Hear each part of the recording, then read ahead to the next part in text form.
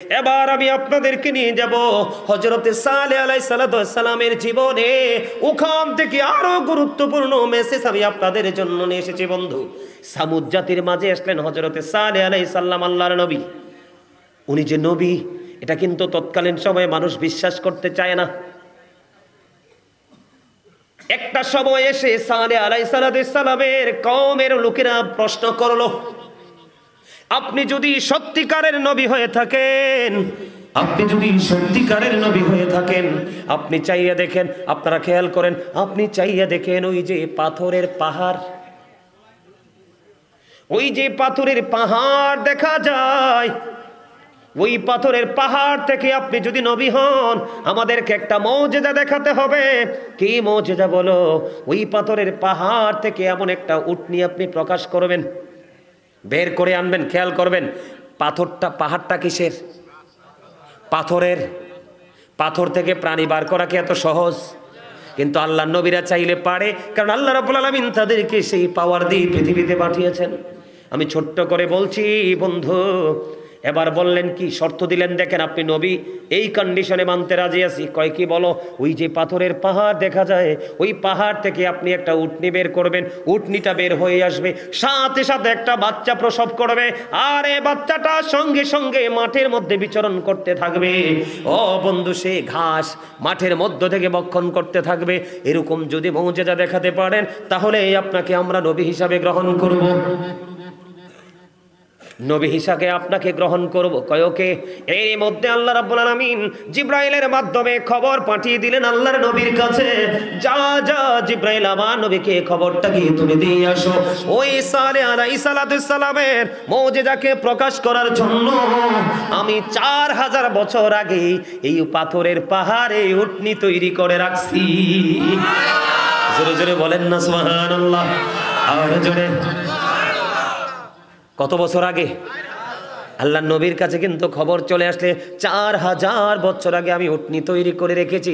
ওনাকে বলেন প্রতিশ্রুতি দিয়ে দিতে। এবার সালেহ আলাইহিস সালাম তিনি প্রতিশ্রুতি দিলেন, হ্যাঁ হ্যাঁ আমি তোমাদেরকে উটনি বের করে দেখাবো, তোমরা যে কন্ডিশন দিয়েছো উটনি প্রকাশ পাবে, বাচ্চা দিবে, বিচরণ করবে, এটা হয়ে যাবে। ঠিক আছে, ওকে বন্ধু, যেমন কথা তেমন কাজ। উটনি বের হয়ে আসলো আল্লাহর কুদরতে, উটনি বাচ্চা প্রসব করলো, দুধের বাট বন্ধ পরিপূর্ণ হয়ে আছে, বাচ্চাটা সাথে সাথে বিচরণ করতে শুরু করলো। সামুদ জাতির জন্য তৎকালীন সময় ছিল একটা কূপ, তারা কূপ থেকে পানি উঠাইতো আর ভক্ষণ করত। যখন উটনিটা পৃথিবীতে প্রকাশিত হলো, এই কূপটা এমন একটা কূপ ছিল, গোটা সামুদ জাতি যদি ইচ্ছে মতো পানি উঠাইতো, এই কূপের পানি শুকাইতো না। কিন্তু আল্লাহর কুদরতি এই ওর যে উটনি যখন প্রকাশ হলো, সালেহ আলাইহিস সালামের মুজিজা যখন প্রকাশিত হলো, ওই উটনি একদিনেই কূপের পানি পান করার সঙ্গে সঙ্গে পুরো পানি বন্ধু শুকিয়ে গেছে। জোরে জোরে বলুন না এখন আল্লাহু আকবার। আল্লাহ রাব্বুল আলামিন বলে দিয়েছেন, আল্লাহ আল্লাহর বান্দার উপর জুলুম করে না, বান্দা নিজের উপর জুলুম করে বন্ধু। তার একটা एग्जांपल আমি আপনাদেরকে দেই। আল্লাহ রাব্বুল আলামিন এই পৃথিবী আপনাকে আমাকে দিয়ে পরীক্ষার মধ্যে ফেলে দিয়েছে। আল্লাহ রাব্বুল আলামিন আপনার ইন্টারভিউ নিচ্ছে। এই পৃথিবীর বিচরণ, পৃথিবীর প্রত্যেকটা, এই পৃথিবীটা হলো একটা খাতার মতো, এই পৃথিবীটা হলো একটা পেপারসের মতো, আর আপনার আমার জীবনের প্রত্যেকটা কর্ম হলো ওই পরীক্ষার কেন্দ্রে গিয়ে খাতায় যে লিখি ওই লেখনির মতো। আমি আপনাদেরকে বন্ধু আজকে আমি প্রমাণ দিব, আল্লাহ রাব্বুল আলামিন আপনাকে আমাকে এই পৃথিবীতে খাতা বানাই দিয়েছে। এই সুন্দর পৃথিবী দিয়ে আপনাকে আল্লাহ রাব্বুল আলামিন পরীক্ষার মধ্যে ফেলে দিয়েছে বন্ধু। বুখারী এবং মুসলিম শরীফের মধ্যে এসেছে হাদিস খানা, আমার দিকে তাকান। এই এখানে দাঁড়ায় দাঁড়ায় আলোচনা না শোনার ইচ্ছা না থাকলে সবাই বাড়ি যাও, সবাই বাড়ি যাও, যে ঘুমাও। আমি যখন দাঁড়ায় নবীকে সালাম দিব কিয়াম করতে, তখন সবাই দৌড়ে আসবা, তাবারুক ডাবল পাবা। কি বলেন? কথা বল না কেন? যারা প্যান্ডেলে বসে তারা ওয়াজ নিতে আসে, আর যারা বাহিরে দৌড়াদৌড়ি ঘোরাঘুরি করে তারা বিরিয়ানি নিতে আসে। কথা বলেন না কেন? আমাকে কেউ ডিস্টার্ব করবেন না। আপনারা সত্যি আলোচনা আমার শুনবেন? সবার শোনার ইচ্ছা আছে? তাহলে আপনি আমার সামনে আসেন, একেবারে আমার কাছে আসেন, আসেন একেবারে সবাই সামনে আসেন।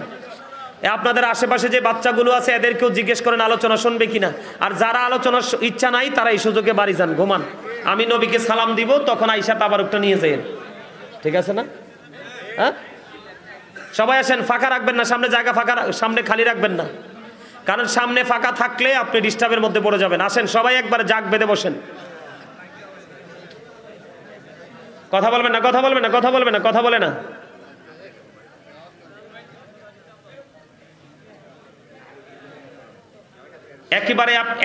একেবারে চুপচাপ বসেন। আমি আলোচনা কি করি যদি মনোযোগ দিয়ে চুপচাপ যদি শুনতে না পারেন তাহলে এখান থেকে কিছুই নিতে পারবেন না। আর আশপাশটা একেবারে ঠান্ডা থাকতে হবে, একবারে সাইলেন্ট মোডে থাকতে হবে। আমার কথা বুঝতে পারছেন? আমি কিন্তু আমার আলোচনা ঢুকলে কিন্তু আমি ডান বাম কোথাও কোনো দিকে ঢুকবো না, আপনাদেরকে অ্যাক্টিভ করার জন্য, আপনাদের মধ্যে মানে আলাদা একটা মানসিকতা সৃষ্টি করার জন্য আমি এতগুলো কথা বলেছি। এটা কিন্তু আমার মূল টাইম থেকে চলে গেছে, প্রায় 45 মিনিট চলে গেছে। এতক্ষণে আমার মূল আলোচনাটা শেষ হয়ে যেত। যাই হোক, আপনারা আশা করে এসেছেন আমি আলোচনা শোনাবো আপনাদেরকে, আপনারা মন দিয়ে শুনবেন আমি কি বুঝাইতে চাই আপনাদেরকে। কান দিয়ে শুনবেন, সবগুলো আপনার হৃদয়ের মধ্যে নিয়ে কি করবেন, মজুদ করবেন। এখান থেকে বের হওয়ার পর থেকে আপনি এটাকে বাস্তবায়ন করার চেষ্টা করবেন। পারবেন তো? এই বন্ধুরে আমার, আমি বলতে চেয়েছিলাম বুখারী এবং মুসলিম শরীফের মধ্যে এসেছে বন্ধু হাদিসখানা, আমার নবী, আপনার নবী, দু জাহানের বাদশা নবী, ইমামুল মুরসালিন নবী, রাহমাতাল লিল আলামিন নবী, তিনি ওনার পবিত্র জবান মোবারক দ্বারা বন্ধু তিনি বর্ণনা করেছেন। হাদিসের রাবী হলেন হযরত আবু হুরায়রা রাদিয়াল্লাহু তাআলা আনহু। বনি ইসরাইলের 3 জন লোক বন্ধু, একজন ছিল কুষ্ঠরোগী, একজন ছিল টাকমাতাওয়ালা, মাথায় যে চুল থাকে না, আরেকজন হলো অন্ধ। ও বন্ধু, আল্লাহ রাব্বুল আলামিন এই 3 জনকে পরীক্ষা করবে, আল্লাহর মন চেয়েছে পরীক্ষা করতে। হাদিস শরীফের মধ্যে এসেছে বন্ধু, আল্লাহ রাব্বুল আলামিন একজন ফেরেশতা পাঠিয়ে দিলেন তাদেরকে পরীক্ষা করার জন্য। সর্বপ্রথম ফেরেশতা আসলেন ওই কুষ্ঠরোগীর কাছে এসে প্রশ্ন করলেন, তোমার চাওয়া কি? কয় আমার চাওয়া হলো আমার যে কুষ্ঠরোগ হয়েছে, আমি আপনাদেরকে ভেঙ্গে বলি, দেখবেন মানুষের মধ্যে, আমাদের বাংলাদেশে অনেক মানুষ আছে তার শরীরের বিভিন্ন অঙ্গ সাদা হয়ে যায়, দেখেন না? এটাকে আমরা বাংলাদেশে, আমাদের এই এলাকার মানুষ, আমাদের এই অঞ্চলের মানুষ, আমরা এটাকে শ্বেত রোগ হিসাবে চিনি। হাদিস শরীফের মধ্যে এসেছে এটাকে ডাবল রোগ বলা হয়। ওই কুষ্ঠরোগীর কাছে আসলো ওই ফেরেশতা, আসার পরে বলল, তোমার চাওয়া কি আমাকে বলো। কই আমার চাওয়া হলো আমার স্কিনের জন্য মানুষ আমাকে ভালোবাসে না, আমাকে পছন্দ করে না, আমাকে ঘৃণা করে। মানুষ কোনো কিছু বলতে চাইলে, কিছু মানুষ থেকে নিতে চাইলে মানুষ আমাকে কন্টিনিউয়াসলি ইগনোর করে। তোমার চাওয়াটা কি? কয় আমার চাওয়া হলো আমার স্কিনটাকে যদি আল্লাহ ভালো করে দেয়, এটাই হলো আমার চাওয়া। তখন আল্লাহ রাব্বুল আলামিনের পক্ষ থেকে প্রেরিত ফেরেশতা কি করলেন, ওই মানুষটার গায়ের মধ্যে বন্ধু মেসেজ করে দিল। মেসেজ করে দেওয়ার পরে এবার বন্ধু তার কুষ্ঠরোগটা ভালো হয়ে গেল। জোরে জোরে বলুন না সুবহানাল্লাহ। কুষ্ঠরোগটা যখন ভালো হয়ে গেল, এবার তাকে প্রশ্ন করলো, তোমার কোন সম্পদ বেশি পছন্দ? তুমি আমার সম্পদ কোনটা বেশি ভালোবাসি জানতে চাও? জানতে চাই। আমার পছন্দের সম্পদ হলো ওট। তখন আল্লাহ রাব্বুল আলামিনের পক্ষ থেকে তাকে বন্ধু একেবারে পরিপূর্ণ গর্ভবতী একটা উটনি দেওয়া হলো। উটনি দিয়ে ওই ফেরেশতা চলে গেলেন এবার বন্ধু ওই টাকমাতাওয়ালার কাছে। টাকমাতাওয়ালার কাছে যখন চলে গেল, চলে যাওয়ার পরে এবার তাকে প্রশ্ন করলো, তোমার কি চাওয়া? মুরব্বীরা একটা আমাদের দেশে আঞ্চলিক একটা কথা আছে, কেশেই ভেষ। মানুষের চেহারাটা যদি দেখতে সুন্দর না হয়, চুলের কারণে কিন্তু তার চেহারার সৌন্দর্য বৃদ্ধি পায়। কথা বলেন না কেন? অনেক পরিবার আছে দেখবেন, মেয়ে দেখতে গিয়েছে, মেয়েটা সব দিকে পেটপাট সুন্দর পছন্দ হয়েছে, কিছু আছে সব কিছুর চাইতে সুন্দর হলো সৃষ্টি জগতে আমরা মানুষ। আমি কি ওয়াজ শেষ করে দিব না শুনবে? তো শুনলে আপনাদের আওয়াজটা তো ছোট কেন? আমি তো আলোচনা করব ধারাবাহিকভাবে, আপনারা মাঝে মাঝে সুবহানাল্লাহ আলহামদুলিল্লাহ বলে আপনারা আপনাদের জান্নাতের বাগান থেকে খোরাক নেবেন, এটা আত্মার খোরাক। রাসূল বলেছে জান্নাতের বাগানের মেহমানদের জন্য এটা হলো জান্নাতি খাবার। আপনি কি মনে করছেন দুরূদ পড়লে জিকির করলে কি আত্মায় প্রশান্তি আসে না? যার আত্মায় প্রশান্তি আসে না মনে করবেন তার নামাজ আল্লাহ পর্যন্ত পৌঁছায় নাই। আর অল্প হোক যদি সে শান্তি পায় মনে করবেন এটা আল্লাহ কবুল করে নিয়েছে। মন দিয়ে শুনেন, আমি আপনাদেরকে কি বুঝাইতে চাই, এই সমস্ত মানুষ, এই সব নাফরমান মানুষ আমাদের মধ্যে এখন বেশি আছে। বন্ধুরে আমার, এবার ওই অন্ধ লোকের কাছে চলে গেল। অন্ধ লোক ডেকে ডেকে বলে, কে গো তুমি? এত সুন্দর পৃথিবী, আমার দৃষ্টিশক্তি না থাকার কারণে আমি কিছুই দেখতে পাই না। আমার চাওয়া হলো আমার দৃষ্টিশক্তি ফিরে পাওয়া। এবার ওই ফেরেশতা কি করলেন, ওই অন্ধ লোককে মেসেজ দিয়ে দিলেন। অন্ধ লোকটাকে মেসেজ করার পরে তার দৃষ্টিশক্তি বন্ধ ফিরে আসলো। জোরে জোরে বলুন না সুবহানাল্লাহ। এবার তাকে প্রশ্ন করলেন, তুমি কি চাও? কয় আমি চাই আমার পছন্দের দৌলত হলো, সম্পদ হলো ছাগল। এবার তাকে গর্ভবতী একটা ছাগি দেওয়া হলো। দিয়ে বন্ধু চলে গেল। মনে রাখবেন, এখানে খেয়াল করবেন, উটনিটাও গর্ভবতী, গাভীটাও গর্ভবতী, ছাগিটাও গর্ভবতী, অলরেডি এটির পেটে বাচ্চা আছে। দিয়ে বন্ধু কি করলেন, তারা সুস্থ হয়ে গেল। এবার ফেরেশতা চলে গেল তার আপন গন্তব্যে মালিকের ইশারায়। এবার বন্ধু উটনি বাচ্চা দিতে দিতে হয়ে গেল, ব্যাপক আকার ধারণ করলো। ওই যে গাভী বাচ্চা দিতে দিতে দিতে দিতে বন্ধু ব্যাপক হয়ে গেল। ওই ছাগল ছাগি বাচ্চা দিতে দিতে বন্ধু পরিপূর্ণ অনেক হয়ে গেল। এক এক করে বন্ধু পরিপূর্ণ হয়ে গেল। বাচ্চা মা হয়েছে, বাচ্চা মা হয়েছে, করতে করতে বন্ধু অনেক হয়ে গেল। একদিন আল্লাহ রাব্বুল আলামিন এই তিনজনকে পরীক্ষা করবে, আল্লাহর ইচ্ছে করেছে, আল্লাহর ইচ্ছে হয়েছে তাদেরকে পরীক্ষা করবে। এখন আল্লাহ রাব্বুল আলামিন কি করলেন, ওই ফেরেশতাকে আবার বন্ধু ভিখারি মাজলুম পথিক বানাইয়া আবার তাদের কাছে পাঠিয়ে দিল। আগের মতো আবার আসলো কার কাছে? ওই যে কুষ্ঠরোগীর কাছে। এসে বলল, আমি বিপদগ্রস্ত, আমি অভাবগ্রস্ত, আমি একজন পথিক, আমি অভাবে পড়েছি, তুমি আমাকে একটু সাহায্য করো। এই যে মাল আছে তুমি এখান থেকে আমাকে দাও, আমি যেন আমার গন্তব্য পর্যন্ত পৌঁছে যেতে পারি। ওয়াল্লাহি ওয়াল্লাহি ওয়াল্লাহি, আল্লাহর কসম করে বলছি বন্ধু, হাদিস শরীফটা যেদিন আমি প্রথম আমার চোখে পড়েছিল, আমার গায়ের পশমগুলো দাঁড়িয়ে গিয়েছিল এবং আমার হৃদয় রাজ্যে একটা কম্পন আরম্ভ হয়ে গেল। আল্লাহ রাব্বুল আলামিন মানুষ কেমন ভাবে পরীক্ষা করে, ওই মানুষগুলো কেমন করে নাফরমানিটা করতে পারে বন্ধু। ওনাকে যখন প্রশ্ন করা হলো, কয় না না না, আমি এখান থেকে কিছুই দিতে পারবো না। কয় কেন দিতে পারবা না? কয় আমি অনেক ঋণগ্রস্ত, আমার অনেক ঋণ আছে, আর এই দৌলতগুলো আমি আমার পূর্বপুরুষ থেকে পেয়েছি। জোরে জোরে বলেন নাউজুবিল্লাহ। আমি নাফরমান চিনাচ্ছি আপনাকে, আর আল্লাহ কেমন করে বান্দাকে দৌলত দিয়ে পরীক্ষা করে এটা বোঝাচ্ছি। বন্ধুরি আমার, এবার কি করলেন, ওই ফেরেশতা একটা ডাক দিয়ে বললেন, আমার মনে হয় আমি তোমাকে চিনি, তুমি তো কুষ্ঠরোগী ছিলে, তোমার কোনো দৌলত ছিল না, আল্লাহ রাব্বুল আলামিন দয়া করে তোমাকে ভালো করে দিল এবং তোমাকে দৌলতের মালিক বানিয়ে দিল।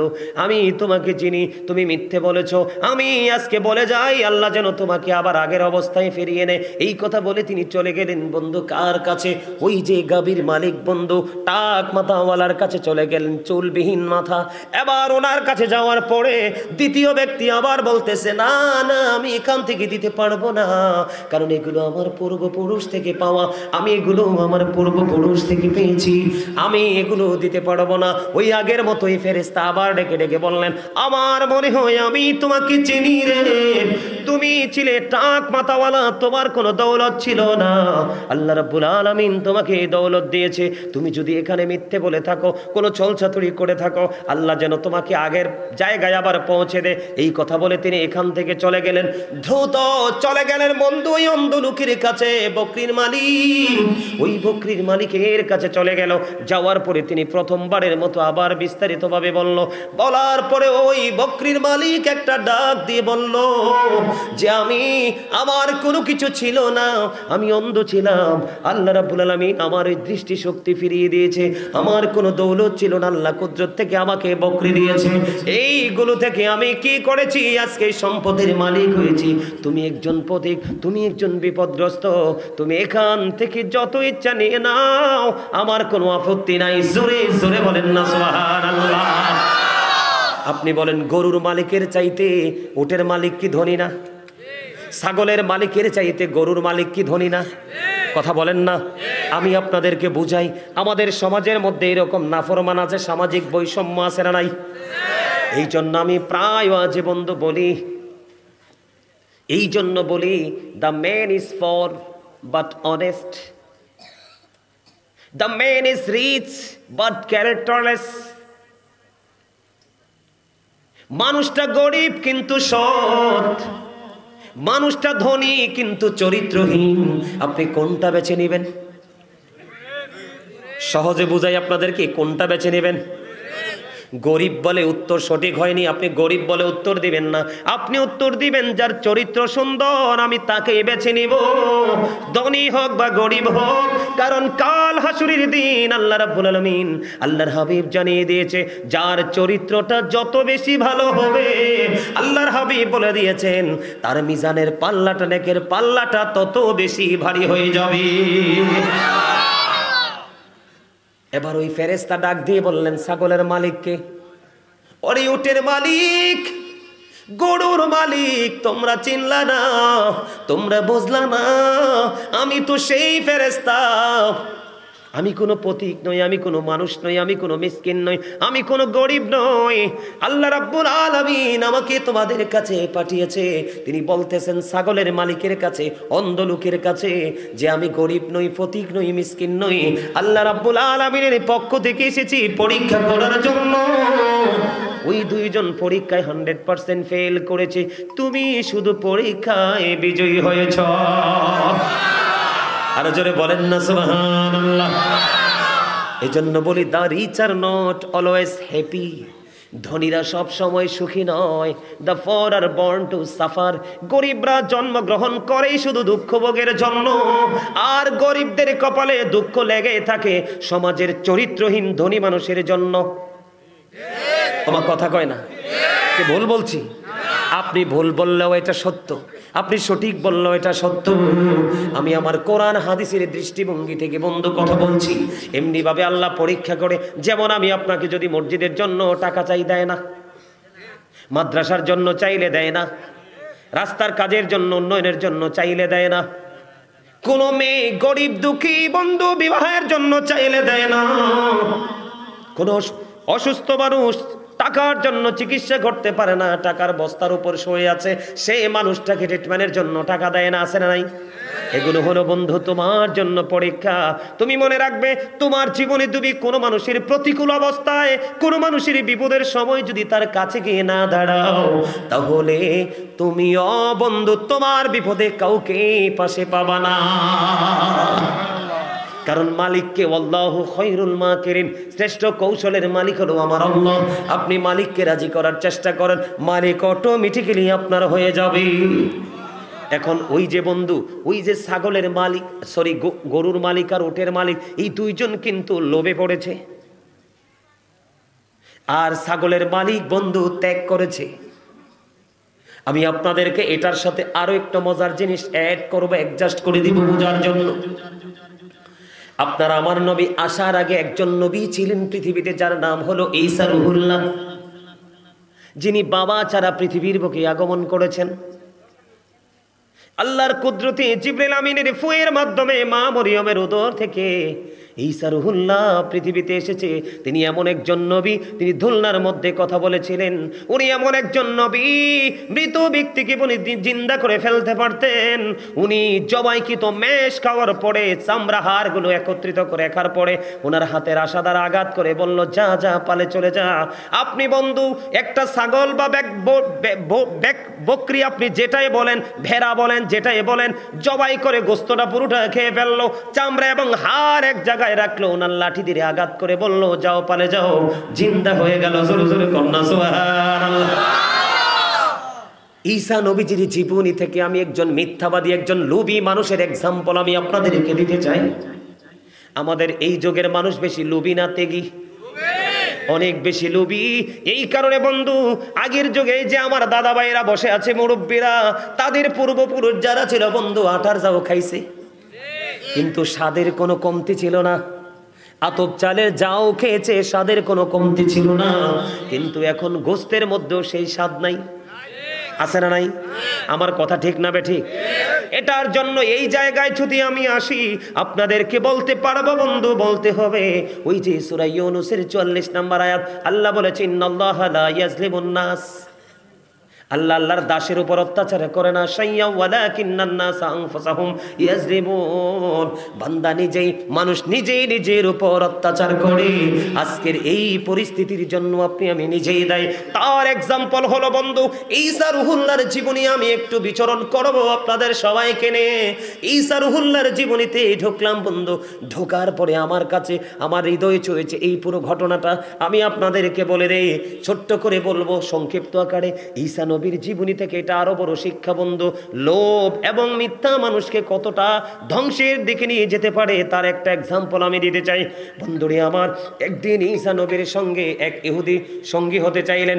ঈসা নবীর সঙ্গে একদিন এক ইহুদি সঙ্গী হতে চাইলেন। ঈসা নবী ওনাকে অনুমতি দিয়ে দিলেন। ঈসা নবী ওনাকে অনুমতি দিয়ে দিলেন। দেওয়ার পরে বন্ধু একদিন তারা দুজন মিলে রওনা হলো। খেয়াল করবেন, ঈসা নবীর যে সঙ্গী ছিল তার কাছে ছিল 2টা রুটি। গভীরভাবে খেয়াল করেন, কয়টা রুটি? আর ঈসা রুহুল্লাহর কাছে হলো বন্ধু 1টা রুটি। তারা দুজন সফরে বের হলো। সফরে যখন বের হলো, সফরে বের হওয়ার পরে হাঁটতে শুরু করলো। হাঁটতে হাঁটতে হাঁটতে হাঁটতে বন্ধু সামনে চলতে চলতে গেলেন। যাওয়ার পরে বন্ধু বিশাল একটা মেষপাল তিনি দেখতে পাইলেন। মেষপালের মালিক ওনাকে দেখলো, কথোপকথন হলো। হওয়ার পরে জানতে পারলো উনি আল্লাহর নবী ঈসা রুহুল্লাহ। তিনি জানার পরে বললেন, আমি আপনাকে ভালোবাসি, আমি আপনাকে পছন্দ করি, আমি চাই আপনি এখান থেকে একটা মেষ কি করবেন, আমি খুশি হয়ে দিলাম, আপনি বক্ষণ করবেন। বন্ধুরে আমার হাঁটতে হাঁটতে গেলেন, একটা মেষ এখান থেকে বকরি জবাই করলেন। বন্ধু তার আগের একটা ছোট্ট ঘটনা বলে দিই। যখন ওনারা হাঁটতে লাগলেন, হাঁটতে হাঁটতে হাঁটতে হাঁটতে অনেক হাঁটার পরে ক্লান্ত হয়ে গেলেন। পেটের মধ্যে খিদা লাগলো। খিদা লাগার পরে ঈসা রুহুল্লাহর যে একটা রুটি, দুজন মিলে বসে ঈসা নবী ওনার রুটিটা খাইলেন। আর ওনার সঙ্গী যিনি, ওনার কাছে ছিল 2টা রুটি, ওনারও একটা রুটি খাইলেন। কিন্তু ঈসা নবীর সঙ্গীটা আরেকটা রুটি তিনি লুকায় রাখছে। তিনি কি করেছে? ঈসা নবী একটা খেয়েছে, ওই সঙ্গীও একটা খেয়েছে। খাওয়ার পরে ওনার সঙ্গী বলতেছে, একটা রুটি দুজন 2টা খেয়ে ফেললাম, আর একটা রুটি তো আমার কাছে আছে। এখন ওই সঙ্গী ঈসা নবীকে রুটির ভাগও দিতে চায় না এবং সামনে প্রকাশও করতে চায় না। চিন্তা করে তার মধ্যে একটা ফয়সালা আসলো যে আমি ওনাকে দিব না, যেহেতু দিব না ওনাকে দেখাই আমি খাবো না, লুকায় রাখলেন। ওনার রুটি তো রয়েছে, ঈসা নবীরটাও খেয়ে ফেললেন, ওনারটাও খেয়ে ফেললেন।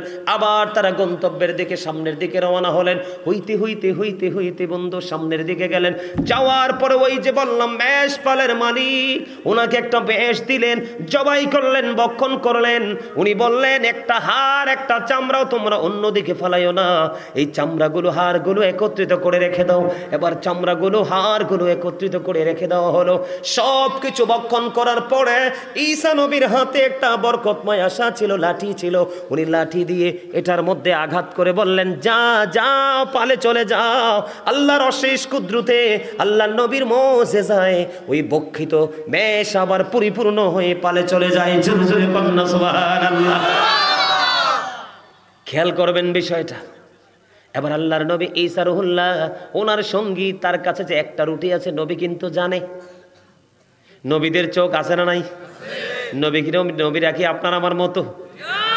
এবার ঈসা রুহুল্লাহ একটা ডাক দিয়ে বলল, তুমি দেখেছো বক্ষিত মেষ আবার আল্লাহ রাব্বুল আলামিন জিন্দা করে দিয়েছে, তুমি দেখেছো, তুমি বলো না তোমার আরেকটা রুটি কই? এবার ইনি বলতেছে, না না আমার কাছে কোনো রুটি নাই। রুটি নাই কয় না, কয় চলো সামনের দিকে চলো। ঈসা নবী কিন্তু কিছু বলে না, সামনের দিকে রওনা হলেন। হাঁটতে হাঁটতে হাঁটতে হাঁটতে তিনি সামনের দিকে গেলেন। যাওয়ার পরে বন্ধু তিনি দেখতে পাইলেন একটা কুষ্ঠরোগী। কুষ্ঠরোগীর অবস্থা ভালো না। কুষ্ঠরোগীকে দেখে তিনি কি করে দিলেন, উনি একটু বন্ধু ওনার যে আশাটা আছে, লাঠিটা আছে, এটা দিয়ে একটু মেসেজ দিয়ে দিলেন। আল্লাহ রাব্বুল আলামিনের অশেষ কুদরতে কুষ্ঠরোগ বন্ধু ভালো হয়ে গেল। ভালো হয়ে যাওয়ার পরে আল্লাহর নবী ঈসা রুহুল্লাহ বললেন সুবহানাল্লাহ, ও আমার সঙ্গী, তুমি দেখিছ আল্লাহ রাব্বুল আলামিন কুষ্ঠরোগীকে তার কুষ্ঠরোগটা ভালো করে দিয়েছে, তুমি বলো না তোমার আরেকটা রুটি কই? উনি ডেকে ডেকে বলে, না না আমার কাছে কোনো রুটি নেই, আমার কাছে কোনো রুটি নেই। কয় নাই, কয় না, কয় চলো সামনের দিকে চলো। আবার তিনি বন্ধু হাঁটতে লাগলেন। হাঁটতে হাঁটতে হাঁটতে হাঁটতে হাঁটতে হাঁটতে কিছু দূর যাওয়ার পরে বন্ধু তিনি দেখতে পাইলেন একজন অন্ধ লোক ওনার চোখের সামনে পড়লো। অন্ধ লোকটা যখন ওনার চোখের সামনে পড়লো, চোখের সামনে পড়ার পরে অন্ধ লোকটাকে যখন ওনার হাতের আশা দ্বারা তিনি একটু মেসেজ দিয়ে দিল, অন্ধ লোকের দৃষ্টিশক্তি ফিরে আসলো। এবার আল্লাহর নবী ঈসা রুহুল্লাহ আবার একটা ডাক দিয়ে বলল, ও আমার সঙ্গী, তুমি চাইয়া দেখো আল্লাহ রাব্বুল আলামিন অন্ধ লোকটাকে ভালো করে দিয়েছে, তার দৃষ্টিশক্তি ফিরে দিয়েছে। জোরে জোরে কন্যা সুবহানাল্লাহ। তার মানে আল্লাহ রাব্বুল আলামিন, আল্লাহর নবী ঈসা তাকে বুঝাইতেছে আল্লাহর পাওয়ার, আল্লাহর ক্ষমতা, আল্লাহ যেসব দেখে, আল্লাহ যেসব পারে। খেয়াল করবেন কত মজার এবং শিক্ষণীয় একটা বিষয়। তিনি বললেন, তুমি চাইয়া দেখো অন্ধ লোকটার দৃষ্টিশক্তি আমার আল্লাহ ফিরিয়ে দিয়েছে, তুমি বলো বলো গো তোমার আরেকটা রুটি কই? এবার সে ডাক দিয়ে বলে, না না আমার কাছে কোনো রুটি নাই। কয় নাই, কয় না, কয় চলো সামনের দিকে চলো। আল্লাহর নবী এবং ওনার সঙ্গী সঙ্গে সঙ্গে চলতে শুরু করলেন। হাঁটতে হাঁটতে হাঁটতে হাঁটতে আরো কিছু দূর চলে গেল। যাইতে যাইতে যাইতে যাইতে বন্ধু যাইয়া দেখলেন একজন মৃত ব্যক্তি। একজন মৃত ব্যক্তিকে দেখে ওনার যে হাতে বরকতময় লাঠি, ওটা দিয়ে টাচ করলেন। টাচ করার সঙ্গে সঙ্গে আল্লাহর কুদরতে ওই মৃত ব্যক্তি জিন্দা হয়ে গেল।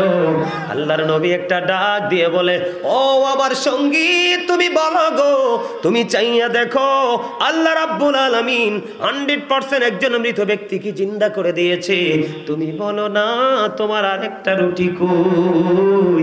সে কয়, না না আমার কাছে কোনো রুটি নাই। কয় না, কয় না রুটি নাই, রুটি নাই। এই কথা বলে বন্ধু ঈসা নবীও কিছু বলে না, সঙ্গীকে নিয়ে সামনের দিকে চলতে লাগলেন। চলতে চলতে চলতে চলতে হাঁটতে হাঁটতে একটা বৃক্ষ পাইলেন। বৃক্ষ বুঝেননি? গাছ, ছায়াদার একটা বৃক্ষর নিচে তিনি বিশ্রামে বসলেন। বিশ্রামে বসার পরে সঙ্গে সঙ্গে ঈসা নবীর একটু বন্ধু তন্দ্রা চলে আসলো। এবার ঈসা নবীর সঙ্গে সে কিন্তু রুটি কিন্তু একটা তার সঙ্গে আছে। কি আছে? খেয়াল করেন, বারবার সে কি করতেছে? মিথ্যে কথা বলতেছে। আল্লাহর নবী আল্লাহর পাওয়ার তাকে মনে করিয়ে দিচ্ছে, কি আল্লাহর ক্ষমতা তাকে মনে করিয়ে দিচ্ছে। আর ওই দিক দিয়ে সে কন্টিনিউ মিথ্যা কথা বলে। আপনাদেরকে আমি বলে দেই, মিথ্যা হলো সকল পাপের প্রসূতি। মা থেকে যেমন সন্তান প্রসব হয়, মিথ্যাবাদীর মধ্য থেকে সব ধরনের অপরাধ জন্ম হয়। আপনি দেখবেন দোকানে ঝগড়া হয় মিথ্যা কথা দিয়া, সমাজের মধ্যে ঝগড়া হয় মিথ্যা কথা দিয়া, জাতির মধ্যে বিভেদ সৃষ্টি হয় মিথ্যা কথা দিয়ে। এই জন্য আমি আপনাদেরকে বন্ধু বলে দিতে চাই, অত্যন্ত শিক্ষণীয় বিষয়, আপনারা গুরুত্ব সহকারে শুনুন। আল্লাহর নবী ঈসা রুহুল্লাহ যখন একটা বৃক্ষের নিচে বসলো, বসার পরে ওনার একটু তন্দ্রা চলে আসলো। এবার ওনার সঙ্গী মনে মনে চিন্তা করতেছে, আমি তো দেখলাম আল্লাহর নবীর লাঠির মধ্যে কত জোর। আল্লাহর নবী এবার কি করলেন, তিনি বিশ্রামে চলে গেল। ওনার তন্দ্রা চলে আসলো। তন্দ্রা বুঝেননি? পরিপূর্ণ ঘুম না, ঘুম ঘুম ভাব। ঘুমটা আসেও আবার চোখ মেলেও। এইরকম তন্দ্রাচ্ছন্ন হয়ে গেলেন। একটা পর্যায়ে উনি একটু নিবিড় হয়ে গেলেন, নিঝুম হয়ে গেলেন। এবার ওই আল্লাহর নবীর সঙ্গী মনে মনে চিন্তা করে, আমি দেখতে পাইলাম নবীর হাতের লাঠিতে এত বরকত, এটা নিয়ে দেখি আমি কিছু বরকত পাই কিনা বন্ধু। এবার আল্লাহর নবী ঘুমন্ত, ঘুমে গেল। তন্দ্রা যখন চলে আসলো, এবার ওই সঙ্গী ওনার বরকতময় লাঠি নিয়ে পালিয়ে গেছে। জোরে জোরে কন্যা নাউজুবিল্লাহ। আমাদের দেশের মুসলমানের অবস্থা এখন ওই লাঠি চোরের মতো হয়েছে। কথা কন না কেন? আরে ঠিক কিনা বলেন? মসজিদের মিম্বরে নাপাক মানুষ বসে, যার সিনে নবীর প্রেম নাই। আল্লাহর হাবিবকে মিলাদ পড়লে আল্লাহর হাবিবের মিলাদকে বেদাত বলে। কথা বলেন না কেন? এইরকম বেয়াদব আছে না নাই? আমি আপনি বলি, আজকে আপনাদেরকে মণিপুর ঈদগাহ ময়দান থেকে আমি আপনাদেরকে বলে দেই, দূর থেকে বলতে পারবে মিলাদ বেদাত। মিলাদ নামে যেই আমলগুলো করা হয় কারো বাপের শক্তি নাই একটা আমলকে বেদাত প্রমাণ করতে। এবার কি করলেন? পাগল হয়ে গেলেন, লাঠি নিয়ে চলে গেলেন। যাইতে যাইতে যাইতে যাইতে সামনে গেলেন।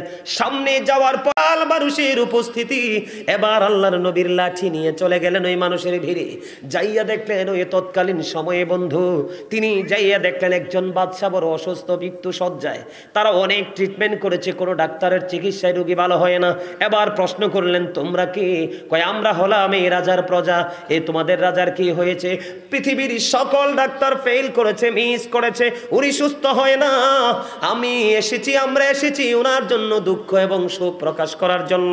কয়, আমি তোমাদের বাদশাকে জিন্দা করে দিব। কি করে দিব? আমি তোমাদের বাদশাকে জিন্দা করে দিব। আমি তোমাদের বাদশাকে জিন্দা করে দিব। কয়, জিন্দা করতে পারবা? কয়, হ পারবো। শর্ত হলো আমাকে 5000 স্বর্ণ মুদ্রা দিতে হবে।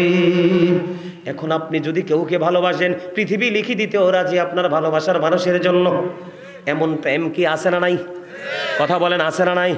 বন্ধু এবার কি করলেন? ওই প্রজারা তাৎক্ষণিকভাবে রাজি হয়ে গেল। আমরা কথা দিলাম তোমাকে 5000 স্বর্ণ মুদ্রা দিব, তবে শর্ত হলো আমাদের বাদশাকে জিন্দা করতে হবে। বন্ধু বাদশা অর্ধমিত। এবার ওই লাঠি চোর ঈসা নবীর সঙ্গে বাচ্চার গায়ের মধ্যে লাঠি দিয়ে আঘাত করতে দেরি, সঙ্গে সঙ্গে বাদশা ইন্তেকাল করতে দেরি করে না। জোরে জোরে কন্যা নাউজুবিল্লাহ, আর জোরে বলেন না নাউজুবিল্লাহ। বাদশা যখন ইন্তেকাল করলো, ওই বাদশার যে প্রজারা তারা পাগল পাড়া হয়ে গেল। আমাদের বাদশা অর্ধমিত ছিল, অসুস্থ ছিল, তাও তো ছিল, কি এমন জাদুর লাঠি তুমি লাগাই দিলা, আমাদের বাদশাকে চিরদিনের জন্য পৃথিবী থেকে তুমি বিতাড়িত করে দিলা, আউট করে দিলা।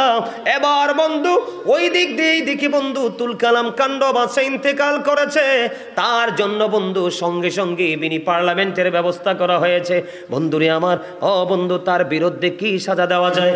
তাৎক্ষণিকভাবে প্রজারা সবাই চিন্তা করলো, সে আমাদের রাজার হত্যাকারী, তাকে মৃত্যুদণ্ড দিতে হবে, তাকে ফাঁসির জন্য ফাঁসির মঞ্চ তৈরি করতেছে। ওই দিক দিয়ে ঈসা নবী তন্দ্রা ভেঙে গেল অথবা ঘুম ভেঙে গেল। এখান থেকে বের হয়ে চাইয়া দেখে তার লোকও নাই, তার লাঠিও নাই। এবার আস্তে আস্তে আস্তে আস্তে করে সামনের দিকে অগ্রসর হতে লাগলো। হতে হতে হতে হতে হতে হতে এবার বন্ধু যাইতে যাইতে ওখানে গেলেন, যাইয়া দেখলেন ফাঁসির মঞ্চে সব কিছু রেডি। ওনার সঙ্গীটা বন্ধু ফাঁসির কাস্টে ঝুলে যাবে। এবার আল্লাহর নবী ঈসা রুহুল্লাহ ডেকে ডেকে বললেন, এখানে কি হয়েছে? কয়, এই লোকটা আমাদের রাজাকে হত্যা করেছে। কিভাবে হত্যা করলো? ওই যে দেখেন তার হাতে লাঠি। কি এমন লাঠি? আমি জানি না, লাঠি লাগাইতে দেরি, আমার বাদশা ইন্তেকাল করতে দেরি করলো না।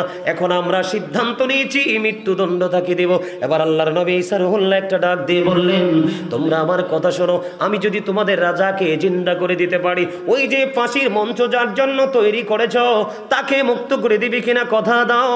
এবার ওই প্রজারা সবাই বলল, আপনাকে কথা দিলাম, সত্যি যদি আমাদের রাজাকে জিন্দা করে দিতে পারেন আমরা তাকে মুক্ত করে দেব। বন্ধু আল্লাহ রাব্বুল আলামিনের অশেষ দয়া, আল্লাহর হাবিবের হাতে এমন মুজিজা আল্লাহ দিয়েছেন, লাঠিটা তিনি হাত দিয়ে টাচ করতে দেরি, রাজা জিন্দা হতে দেরি হয় না। রাজা জিন্দা হয়ে গেল, বাদশা জিন্দা হয়ে গেল। এবার আল্লাহর নবী ঈসা রুহুল্লাহ কয়, তোমাকে দেখছুনি কত বড় বিপদ থেকে তুমি বেঁচে গেলা, তুমি বলো না তোমার আরেকটা রুটি কই? তোমার আরেকটা রুটি কোথায় আমাকে বলো। কয়, নবী নবী গো, আমার কাছে কোনো রুটি নাই। কয় না, কয় নাই, কয় না। কয়, চলো আমরা চলে যাই সামনের দিকে। সামনের দিকে রওনা হলো। সামনের দিকে গন্তব্য সামনে ছিল, এখান থেকে রিটার্ন আবার ব্যাক করতেছে। ব্যাক করার সময় আমি যাওয়ার সময় একটু গ্যাপ রেখে গিয়েছিলাম। আল্লাহর নবী যখন গিয়েছিলেন, যাওয়ার সময় তিনি পথের মধ্যে 3টা স্বর্ণের ইট দেখে গিয়েছিলেন। কয়টা স্বর্ণের ইট? তিনি 3টা স্বর্ণের ইট দেখে গিয়েছিলেন। তিনি লোভ করেননি, নেয়নি। বন্ধু তিনি তো পৃথিবীতে আসছে মানুষকে হেদায়েতের জন্য, পৃথিবী ভোগ করার জন্য নয়। এবার কি করলেন, ধীরে ধীরে ধীরে ধীরে সামনের দিকে অগ্রসর হলেন। যাওয়ার সময় দেখেছিলেন খালি 3টা স্বর্ণের ইট এখানে পড়ে আছে, কিন্তু ফেরার সময় রিটার্ন করার সময় আইসা দেখে ওই স্বর্ণের 3টা ইটের সাথে বন্ধু মানুষও মরে পড়ে আছে। এবার আল্লাহর হাবিব আল্লাহর নবী ঈসা রুহুল্লাহর ওই লাঠি দ্বারা ওই মানুষগুলোর হাতে আঘাত করলো। অঙ্গে যখন আঘাত করলো, আঘাত করার সঙ্গে সঙ্গে তারা পুনরায় আবার জিন্দা হয়ে যায়। জোরে জোরে বলেন না সুবহানাল্লাহ।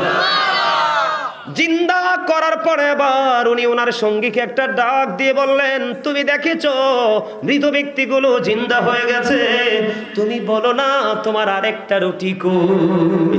কয় নাই নাই নাই, আমার কাছে কোনো রুটি নাই। কয় নাই, কয় না, ঠিক আছে। এবার ওই যেই ব্যক্তিগুলো ইন্তেকার করেছে ওনাদেরকে প্রশ্ন করলেন, তোমরা কে, কেনই বা তোমরা মৃত্যুবরণ করেছো? কয় আপনার কাছে বলে লাভ হবে কি? কয় বলো না, একটু শুনতে চাই। কয় শুনবেন, তাহলে শোনেন। এখানে ইট আছে, স্বর্ণের ইট 3টা। আমরা 4 জন বন্ধু এদিক দিয়ে হেঁটে যাচ্ছিলাম। হেঁটে যাওয়ার সময় যখন আমরা এখানে দেখতে পাইলাম স্বর্ণের 3টা ইট পড়ে আছে, কিন্তু মানুষ তো হলাম আমরা 4 জন, কিন্তু ইট হলো 3টা। যেই অবস্থাটা এখন বর্তমান বাংলাদেশের মুসলমানের হয়েছে, এই অবস্থার সাথে এখনকার মুসলমানের অবস্থার মিল হয়ে গেছে বন্ধু। স্বর্ণের 3টা ইট। তখন আমরা 3 জনে মিলে বুদ্ধি করলাম, 4 জনে ভাগ করে নিলে তো কম করে পড়বে। আমরা চিন্তা করলাম একজনকে আমাদের জন্য নাস্তার অজুহাত দিয়ে বের করে দিব, সে আমাদের জন্য খাবার নিয়ে আসার পরে আমরা তাকে হত্যা করে ফেলবো। হত্যা করার পরে আমরা 3 জনেই 3টা ইট নিয়ে যাব।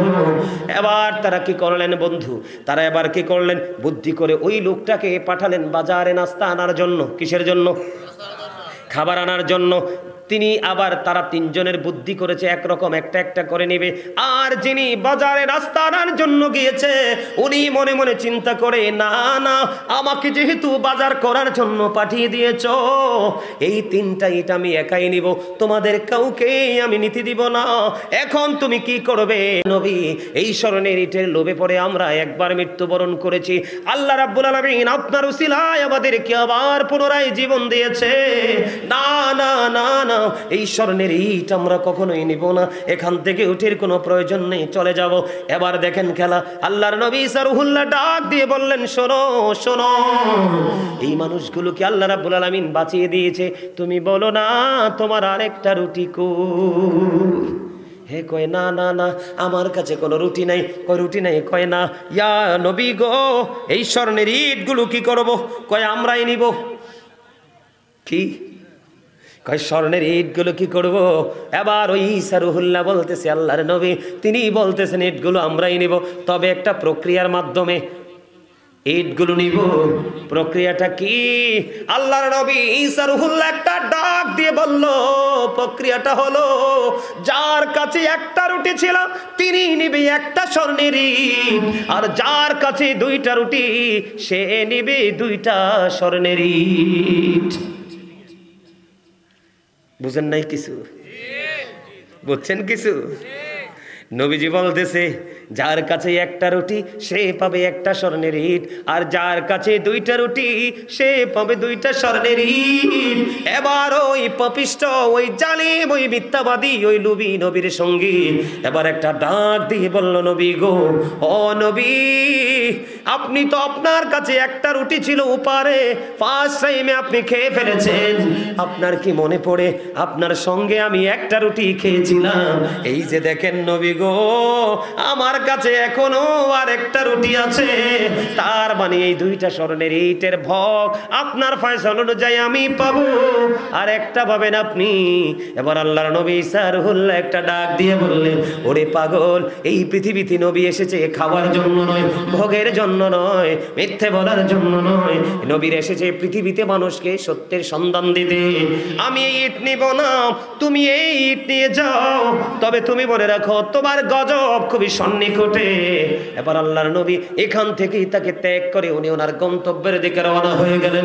আল্লাহর নবীর সঙ্গী ও বন্ধু 3টা স্বর্ণের ইট পেয়ে তিনি এত বেশি খুশি হলেন, ইটগুলোকে জড়াইয়া ধরলেন, ও বন্ধু বুকে তুলে নিবে এবং তিনি তো ওনার জীবনের মানকে পরিবর্তন করবে, অর্থনৈতিকভাবে তিনি ডেভেলপ করবে। একদিকে মিথ্যে বলেছে, মিথ্যে বলতে বলতে বলতে বলতে তিনি লোভের কাতারে এসে চলে এসেছে, ইটগুলোকে স্পর্শ করতে করতে দেরি, সঙ্গে সঙ্গে তার পায়ের দিক দিয়ে মাটিটা দুটো ভাগ হয়ে ইট সহ মাটি তাকে গ্রাস করে ফেলেছে। জোরে জোরে বলেন না নাউজুবিল্লাহ। আমাদের মধ্যেই লোক আছে না নাই? ওই লোক বারবার মিথ্যা বলতে বলতে বলতে বলতে শেষ পর্যন্ত লোভের কাছে ধরা খেয়ে কি হলো? ধ্বংস হয়ে গেল। আজকে মুসলমান জাতীয় বন্ধ ধ্বংস হয়ে গেছে একটা মাত্র কারণ, উচ্চবিলাসী জীবন যাপন করার জন্য বেঈমান কাফেরদের আদর্শকে তারা লালন করা শুরু করে দিয়েছে। কথা বলেন না কেন? এই জন্য আপনাদেরকে এক্সাম্পলটা দিয়েছি বন্ধু। আপনাদেরকে আরো মজার এক্সাম্পল দিব, দিবেন কি নিবেন কি নিবেন না? একটা সমাজকে নষ্ট করার জন্য, একটা জাতিকে একটা গোষ্ঠীকে নষ্ট করার জন্য বেশি মানুষের দরকার হয় না, দুই একটা ছেলেই যথেষ্ট। কথা বলেন না কেন? আমি কি ঠিক বলছি না বেঠিক? আমি আপনাদেরকে বন্ধু আরেকটা মজার খবর দিব। যেই মজার খবরটা হলো হযরত সালেহ আলাইহিস সালামের জীবনী। ওনার সময়ে জাতি যেই জাতি ছিল সেই জাতির নাম ছিল সামুদ জাতি। আমি আপনাদেরকে এই কারণে বলছি, মানুষ এই ক্যাটাগরির বেয়াদবি এখন করছে। এটা এক্সাম্পলটা দিলে আপনারা বুঝতে পারবেন। ওই এক্সাম্পলটা বুঝতে পারছেননি? বুখারী মুসলিম শরীফের হাদিসটা মনে রাখবেন। তিনজন লোক, কয়জন? একটা কি? কুষ্ঠরোগী। Thank you very much, absolutely right answer. You are very experience man. আলহামদুলিল্লাহ বলেন না? এগুলো হচ্ছে মানুষ, এরাও আসলে কিছু নিয়ে যেতে পারবে। প্রথমে হলো কুষ্ঠরোগী, দ্বিতীয়ত হলো টাকমাতাওয়ালা, তৃতীয়ত হলো অন্ধ। আর এখানে সেই ঈসা নবীর জীবনী থেকে এবার আমি আপনাদেরকে নিয়ে যাব হযরতে সালেহ আলাইহিস সালামের জীবনে। ওখান থেকে আরো গুরুত্বপূর্ণ মেসেজ আমি আপনাদের জন্য নিয়ে এসেছি বন্ধু। সামুদ জাতির মাঝে আসলেন হযরতে সালেহ আলাইহিস সালাম, আল্লাহর নবী। উনি যে নবী এটা কিন্তু তৎকালীন সময়ে মানুষ বিশ্বাস করতে চায় না। একটা সময় এসে সালেহ আলাইহিস সালামের কওমের লোকেরা প্রশ্ন করলো, আপনি যদি সত্যিকারের নবী হয়ে থাকেন, আপনি যদি সত্যিকারের নবী হয়ে থাকেন, আপনি চাইয়া দেখেন, আপনারা খেয়াল করেন, আপনি চাইয়া দেখেন ওই যে পাথরের পাহাড়, ওই যে পাথরের পাহাড় দেখা যায়, ওই পাথরের পাহাড় থেকে আপনি যদি নবী হন, আমাদেরকে একটা মৌজেজা দেখাতে হবে। কি মৌজেজা বলো? ওই পাথরের পাহাড় থেকে এমন একটা উটনি আপনি প্রকাশ করবেন, বের করে আনবেন। খেয়াল করবেন, পাহাড়টা কিসের? পাথরের। পাথর থেকে প্রাণী বার করা কি এত সহজ? কিন্তু আল্লাহর নবীরা চাইলে পারে, কারণ আল্লাহ রাব্বুল আলামিন তাদেরকে সেই পাওয়ার দিয়ে পৃথিবীতে পাঠিয়েছেন। আমি ছোট্ট করে বলছি বন্ধু, এবার বললেন কি শর্ত দিলেন, দেখেন আপনি নবী, এই কন্ডিশনে মানতে রাজি আছি। কয় কি বলো? ওই যে পাথরের পাহাড় দেখা যায়, ওই পাহাড় থেকে আপনি একটা উটনি বের করবেন, উটনিটা বের হয়ে আসবে, সাথে সাথে একটা বাচ্চা প্রসব করবে, আর এই বাচ্চাটা সঙ্গে সঙ্গে মাঠের মধ্যে বিচরণ করতে থাকবে। ও বন্ধু, সে ঘাস মাঠের মধ্য থেকে ভক্ষণ করতে থাকবে। এরকম যদি মুজিজা দেখাতে পারেন, তাহলে আপনাকে আমরা নবী হিসাবে গ্রহণ করব, নবী হিসাবে আপনাকে গ্রহণ করব। কয়কে? এর মধ্যে আল্লাহ রাব্বুল আলামিন জিবরাইলের মাধ্যমে খবর পাঠিয়ে দিলেন আল্লাহর নবীর কাছে, যা যা জিবরাইল আমার নবীকে খবরটা গিয়ে তুমি দিয়ে আসো, ওই সালেহ আলাইহিস সালামের মুজিজাকে প্রকাশ করার জন্য আমি 4000 বছর আগে এই পাথরের পাহাড়ে উটনি তৈরি করে রাখছি। জোরে জোরে বলেন না সুবহানাল্লাহ। আর জোরে। কত বছর আগে? আল্লাহ নবীর কাছে কিন্তু খবর চলে আসলে 4000 বছর আগে আমি উটনি তৈরি করে রেখেছি। ওনাকে বলেন প্রতিশ্রুতি দিয়ে দিতে। এবার সালেহ আলাইহিস সালাম তিনি প্রতিশ্রুতি দিলেন, হ্যাঁ হ্যাঁ আমি তোমাদেরকে উটনি বের করে দেখাবো, তোমরা যে কন্ডিশন দিয়েছো উটনি প্রকাশ পাবে, বাচ্চা দিবে, বিচরণ করবে, এটা হয়ে যাবে। ঠিক আছে, ওকে বন্ধু, যেমন কথা তেমন কাজ। উটনি বের হয়ে আসলো আল্লাহর কুদরতে, উটনি বাচ্চা প্রসব করলো, দুধের বাট বন্ধ পরিপূর্ণ হয়ে আছে, বাচ্চাটা সাথে সাথে বিচরণ করতে শুরু করলো। সামুদ জাতির জন্য তৎকালীন সময় ছিল একটা কূপ, তারা কূপ থেকে পানি উঠাইতো আর বক্ষণ করত। যখন উটনিটা পৃথিবীতে প্রকাশিত হলো, এই কূপটা এমন একটা কূপ ছিল, গোটা সামুদ জাতি যদি ইচ্ছে মতো পানি উঠাইতো, এই কূপের পানি শুকাইতো না। কিন্তু আল্লাহর কুদরতি এই ওর যে উটনি যখন প্রকাশ হলো, সালেহ আলাইহিস সালামের মুজিজা যখন প্রকাশিত হলো, ওই উটনি একদিনেই কূপের পানি পান করার সঙ্গে সঙ্গে পুরো পানি বন্ধু শুকিয়ে গেছে। জোরে জোরে বলুন না আল্লাহু আকবার। আল্লাহুম্মা সাল্লি আলা মুহাম্মাদে মুহাম্মাদ ওয়া আলা আলি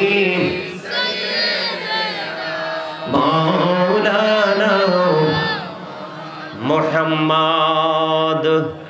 ধন্য গো মা আমিনা বিবি, ধন্য আপনার জিন্দেগি, আপনার দরে তশরিফ আনছেন রহমাতাল লিল আলামিন। আল্লাহুম্মা মুহাম্মাদে মাওলানা মুহাম্মাদ ওয়া আলা আলি মাওলানা মুহাম্মদ। মাটির নিচে বাড়ি মোদের, ওই মাটির নিচে মোদের ঘর।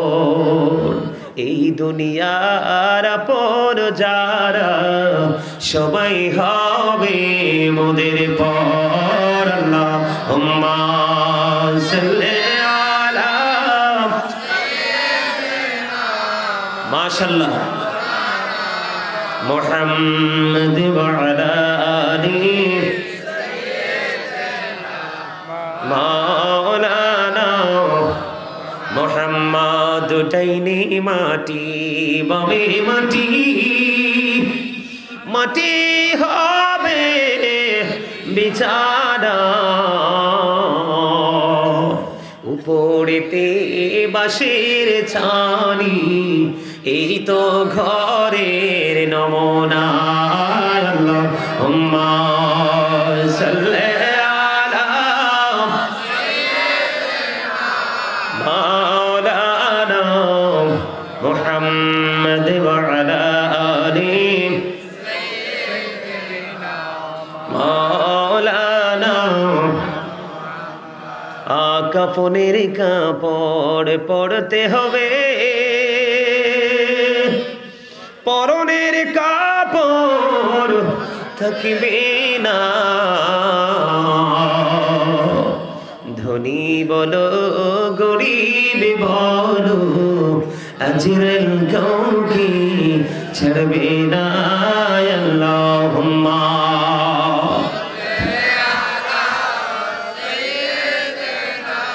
মাওলানা মুহাম্মাদ ওয়া আলা আলি মাওলানা মুহাম্মদ। বান্দায় আছে বন্দিগি নাই, বদহালাতে জিন্দেগি, গুনাই গুনাই জীবন গেল, আখিরাতের উপায় কি? আল্লাহুম্মা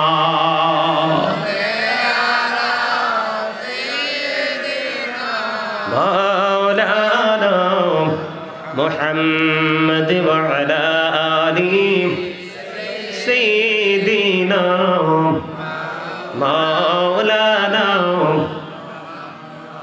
দুরূদ পড়তে ভাল লাগে না? কার কার কাছে ভাল লাগে? দুইটা হাত তুলে দেখান তো, সোজা করে সোজা করে, আর হাঁটু ভাঙা ধয়ের মতো না, একদম স্ট্রংলি। সবার কাছে ভাল লাগে? হাত নামান, আর জোরে। ভাল লাগে না? বন্ধুরে আমার, মাঝখান দিয়ে একটু দরুদ নিয়ে দুইটা হাদিস আপনাদেরকে শোনাই। যে ব্যক্তি জুমার দিনে রাসূলকে ভালোবাসিয়া মাত্র 80 বার বন্ধ দরুদ পড়বে, আমার আল্লাহ খুশি হইয়া তার 80 বছরের সগীরা গুনাহ মাফ করে দেয়। বন্ধু শুধু এখানে ক্ষান্ত নয় রে, হাদিস কানে এসেছে বন্ধু দাইলামে শরীফের মধ্যে। হাদিসের রাবি হলেন হযরতে আনাস রাদিয়াল্লাহু তাআলা আনহু। আপনার আমার প্রাণের নবী তিনি বলে দিয়েছেন, কেউ যদি পৃথিবীর বুকে প্রতিদিন প্রাণের নবীকে ভালোবাসিয়া মাত্র 1000 বার যদি দরুদ পড়তে পারো, তাহলে জান্নাত না দেখা পর্যন্ত মরণ হবে না। তাহলে দুরুদের দরকার আছে না নাই? আরো জোরে বলেন।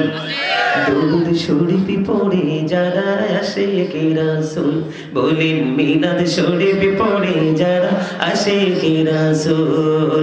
যিনি হলেন আল্লাহ তাআলার, যিনি হলেন আল্লাহ তাআলার সৃষ্টি কোণের মূল, দুরুদ শরীফ পড়ে যারা আশিকে রাসূল, বলেন মিলাদ শরীফ পড়ে যারা। মিলাদে পড়ছে রব তারা, ইমানদারির দল সে কাজ করছে নিরালা। দুরুদে পড়ছে রব তারা, ইমানদারির দল সে কাজ করেছে নিরালা। রহমতে পাবে ক্ষমা পাবে, রহমতে পাবে ক্ষমা পাবে বলেছে রাসূল। দুরুদ শরীফ পড়ে যারা আশিকে রাসূল, বলেন মিলাদ শরীফ পড়ে যারা আশিকে রাসূল। মারহাবা বলেন না? আর জোরে বলেন না মারহাবা। আপনার কাছে গজল পছন্দ হয় না? গজল ভালো লাগেনি? আমার নবীর জামানায় একজন সাহাবী ছিলেন, যার নাম ছিল হাসান ইবনে সাবিত রাদিয়াল্লাহু তাআলা আনহু। তিনি মসজিদে নববীর মধ্যে যখন মিম্বার হয়ে গেল, আমার নবীজি ওই মসজিদের মিম্বরের দিকে দাঁড়াইয়া দাঁড়াইয়া তিনি সুরে সুরে আমার নবীর নাত পরিবেশন করেছে। আর আমার নবী খুশি হয়ে বলেছেন, আল্লাহ হাসান ইবনে সাবিতকে রুহুল কুদ্দুসের মাধ্যমে তোমরা সাহায্য করো। জোরে জোরে বলুন না সুবহানাল্লাহ। আর জোরে বলুন না সুবহানাল্লাহ। আমার নবীর প্রেমে পাগল হইলে, নবীর প্রেমে পাগল হইলে আল্লাহ তাআলা খুশি। নবীর দুরূদ পড়ো দিবানিশি, বলেন আমার নবীর প্রেমে পাগল হইলে, নবীর প্রেমে পাগল হইলে আল্লাহ তাআলা খুশি। নবীর দুরূদ পড়ো দিবানিশি। ওই আমার নবীর প্রেমে পাগল হইলে গো, ওই আমার আল্লাহ তাআলার দিদার মিলে গো। দেখো যদি জজ বাহানে, দেখো যদি জজ বাহানে, বাজাও প্রেমের বাঁশি, হায়রে বাজাও প্রেমের বাঁশি। নবীর দুরূদ পড়ো দিবানিশি। ওই আমার নবীর প্রেমে যে হয় মাতাল, তাহার সম্মানে রয়েছে রোকানো। প্রমাণ আছে হযরতে বিল্লালে, প্রমাণ আছে হযরতে বিল্লালে বাইন্দা প্রেমের রশি, হায়রে বাইন্দা প্রেমের রশি। নবীর দুরূদ পড়ো দিবানিশি। ওই হযরতে ওয়াস করুনি প্রেমিক ছিল গো, ওই আমার নবীর প্রেমে দাদ ভাঙিল গো। জুব্বায় উপহার পাইল, জামায় উপহার পাইল, হইয়া প্রেমে উদাসী। নবীর দুরূদ পড়ো দিবানিশি। বলেন নবীর প্রেমে পাগল হইলে, নবীর প্রেমে আল্লাহ তাআলা খুশি। নবীর দুরূদ পড়ো দিবানিশি। বলেন পড়ো দুরূদ নবী মুস্তাফায় রে সময় যায়, পড়ো দুরূদ নবী মুস্তাফায়। ওই আমার আল্লাহ যখন ছিলেন একা, নাহি ছিল কোন সখায়, আপন নূর হইতে খোদা হাবিবে নূর করলেন যোদা। জোশ মারিল এশকেরি দরিয়ায় রে সময় যায়, পড়ো দুরূদ নবী মুস্তাফায়। মারহাবা। ভাল লাগে না? আরে রাত্র যত গভীর হয় প্রেম তত মজার হয়, ঠিক কিনা বলেন? পৃথিবীর ইতিহাস খুঁজে দেখেন, এই পৃথিবীর বুকে যত সাধকদের জীবনী খুঁজে দেখেন আপনি, রাত যত গভীর হয়েছে তারা তত মালিকের সাথে প্রেমের ডুরি লাগাইছে। মানুষের মাঝে কিন্তু প্রেম জটিল হয় না, নির্জনে প্রেম বেড়ে যায় এবং নির্জনে প্রেমই অত্যন্ত মধুময় হয়, ঠিক না ঠিক? আরে যারা বলেন। এই জন্য আমি দুরুদের সাথে যে যুক্ত। আমার আরেকটা গজল খুব পছন্দ মনে হয়েছে, কইতাম না একটু, এরপরে আবার ওয়াজটায় ফিরে যাব, শুনবেন? আপনাদের চাইতে কিন্তু টেনশন আমার বেশি। আগামীকালকে দিনে প্রোগ্রাম 2টা, কয়টা? এক তো জুমার দিন, রাতের প্রোগ্রাম ওই হবিগঞ্জ সিলেটে। এই জন্য আপনাদেরকে একটু বলে রাখলাম আর কি, এটা আমার ক্রেডিট দেখানোর জন্য বলছি না, বলছি এই জন্য যে আপনারা যতটা তাড়া করতেছেন তার চেয়ে তারা বেশি আমার প্রয়োজন, কিন্তু আমি তাড়া করছি না। তার কারণ এই সময়টা আমাকে ওপারে পাও, আমি এই সময়টা এখানে যেটা দিচ্ছি এটা আমি ওপারে দিব, কারণ মালিক কারোর উপর জুলুম করে না, যে যেটা পাও না তাকে সেটাই বুঝিয়ে দিবে। সুবহানাল্লাহ বলেন না কেন? আপনার আমার জীবনের হিসাব কি দিতে হবে না? সময়ের হিসাব কি দিতে হবে না? যৌবনকালের হিসাব কি দিতে হবে না? আরে ভাই শুনে রাখো, ইন্না বাতশা রাব্বিকা লাশাদীদ, আল্লাহর পাকড়াও বড় শক্ত, বড় কঠিন। The seizing of Allah is difficult, Allah is quick to take account. ধরবে খুব শক্তভাবে, হিসাবও নিবে। এই জন্য আগে রাসূলের সাথে প্রেম লাগাও, আল্লাহ অটো হয়ে যাবে তোমার। রাসূল ছাড়া আল্লাহ পাওয়ার কোনো সম্ভাবনা আছে? আমার গজলটাকে একটু গাইবেন আপনারা? আরো জোরে গাইবেন? হ্যাঁ। গোলাপ নীলাম গাঁদা নীলাম, নীলামে রজনীগন্ধা,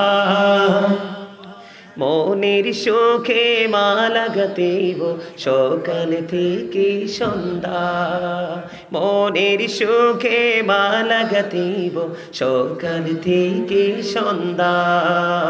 একবার দেখা দাও যদি ও গো কামলিওয়ালা, একবার দেখা দাও যদি স্বপ্নে রাত্রি বেলা, হাসি মুখে পড়াবো তোমায় হাজার ফুলের মালা, বলো ইয়া রাসূলুল্লাহ ইয়া হাবিবাল্লাহ, বলো ইয়া রাসূলুল্লাহ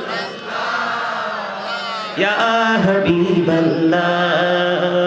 গোলাপ নীলাম গাঁদা নীলাম, নীলামে রজনীগন্ধা, মনের শোকে মালা গাঁথিব সকাল থেকে সন্ধ্যা।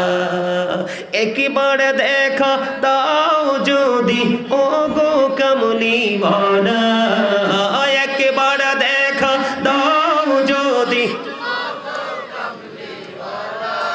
হাসি মুখে পড়াবো তোমায় হাজার ফুলের মালা, বলো ইয়া রাসূলুল্লাহ। যুবকরা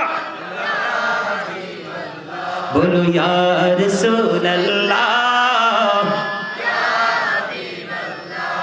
লাল ফুলকে প্রশ্ন করি রংটি কোথায় পেলে, উত্তর দেশে রংটি ছিল উহুদ ময়দানে, নবী রক্ত থেকে মিলে, নবী রক্ত থেকে মিলে।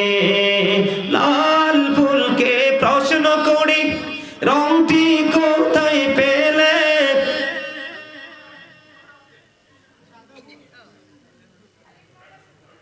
আর গাইতে পারবেন না? আলহামদুলিল্লাহ বলেন আরো জোরে। আরেকটা গাইবো, আরেকটা একটুখানি। আপনার দেখি জিমাইতেছেন, এই জন্য আর একটু চাঙ্গা করতে হবে। মানুষ ঘুম আসলে চা খায় না? আরো জোরে বলেন।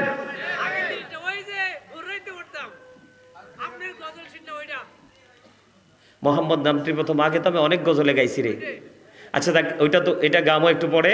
তবে আমার আরেকটা প্রিয় গজল আছে, আপনাদের যে বিশেষ বক্তা আজকে শেখ জাহিদ আল কাদরি মাদ্দাজিল্লাহুল আলী, ওর সবচেয়ে বেশি পছন্দ আমার এই গজলটা। একটু গাইবো, আপনারা শোনেন। আপনারা আগে শুনছেন কিনা জানি না, আমার সাথে আপনারা একটু গাইবেন। নবী নবী বলে হায়, কেঁদে কেঁদে দিন যায়, পাইনি দিদার ধমে, লাখো সালাম কদমে নবী, লাখো সালাম কদমে। নবী নবী বলে হায়, কেঁদে কেঁদে দিন যায়, পাইনি দিদার ধমে, লাখো সালাম কদমে নবী, লাখো সালাম কদমে। সোনার মদিনায় লোকে আছো গো, দেখতে না পাই নয়নে,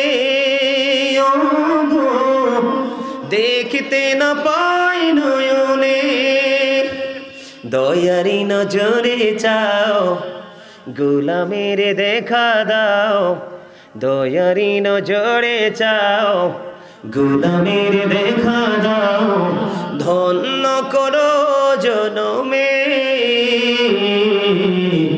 লাখো সালাম কদমে নবী, লাখো সালাম কদমে। মারহাবা। আরেকটা গজল, ইব্রাহিম যে গজলটার কথা বলছে, আমি তো আপনারা জানেন কিনা জানি না, আপনারা শুনছেন কিনা জানি না। আমার আসলে একটা জীবন শুধু গজল বেশি বেশি গাইতাম, সন্ধ্যা রাতে ভোর রাতে যেখানে যাইতাম গজল আমার হৃদয়ের খোরাক ছিল, বেশি বেশি গাইতাম নবীজির শানে। মুহাম্মদ নামটি প্রথম কে বা ডাকিলে, কার নামের ওই মোহনবাসী জগৎ ভোলালে। বলেন মুহাম্মদ নামটি প্রথম কে বা ডাকিলে,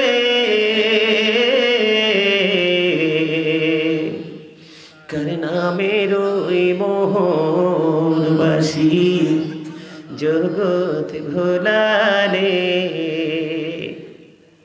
ওই বাঁশি যখন ভোরে বাজে, মুমিন লোকের দিলে লাগে, ওই বাঁশির সুরে জগৎবাসী পাগল হলো রে, কার নামের ওই মোহনবাসী জগৎ ভোলালে। মারহাবা। আর গজল গাইব না, গজল গাইলে সময় আরো চলে যাবে। মারহাবা বলেন না কেন? আরো জোরে। বন্ধুরে আমার বলতেছিলাম গুরুত্বপূর্ণ আলোচনা, আপনারা এখান থেকে আরো বেশি শিক্ষা নিতে পারবেন। এবার কি করলেন বন্ধু? ওই উটনি কি করলো? বন্ধু এমন ভাবে পানি পান করলো, সামুদ জাতির সব পানি খেয়ে ফেললো। জীবনে কোনোদিন সামুদ জাতি কোপটাকে শুকাইতে পারেনি, কিন্তু আজকে কোপ পানি শুকিয়ে গেছে। আল্লাহু আকবার বলেন না। যখন এই কোপটা যখন শুকিয়ে গেল, আল্লাহ রাব্বুল আলামিনের পক্ষ থেকে পয়গাম চলে আসলো, খবর চলে আসলো হযরতে সালেহ আলাইহিস সালামের কাছে। নবী, আপনি আপনার ওই কওমের লোকগুলোকে আপনি জানিয়ে দেন, যেদিন উটনিটা কূপের পানি খাবে ওই দিন কোনো মানুষ ওই কূপের কিনারায় যাবে না। খেয়াল করেন, গভীর খেয়াল করেন, যেই দিন উটনিটা ওই কূপের পানি ভক্ষণ করবে ওই দিন সামুদ জাতির কেউ ওই কূপের কিনারায় যাবে না। আর যেদিন সামুদ জাতি কূপের পানি খাবে রে, সেদিন উটনিটা ওই কূপের কিনারায় যাবে না। আল্লাহু আকবার বলেন না। দেখেন আল্লাহ রাব্বুল আলামিন কেমন খেলা খেললো বন্ধু। উটনি যেদিন পানি পান করবে এদিন সামুদ জাতি এই কূপের কিনারায় যাবে না। যেদিন সামুদ জাতি পানি পান করবে ওই দিন উটনি বন্ধু ওই কূপের কিনারায় যাবে না। এখান থেকে বন্ধু বড় ধরনের একটা ব্যাপার হলো, শিক্ষা হলো আমাদের জন্য। যদি মানুষগুলো ওই দিন কূপের পানি পান না করে, তাহলে মানুষগুলো সেদিন কি পান করবে? মানুষ তো পানি ছাড়া বাঁচতে পারবে না।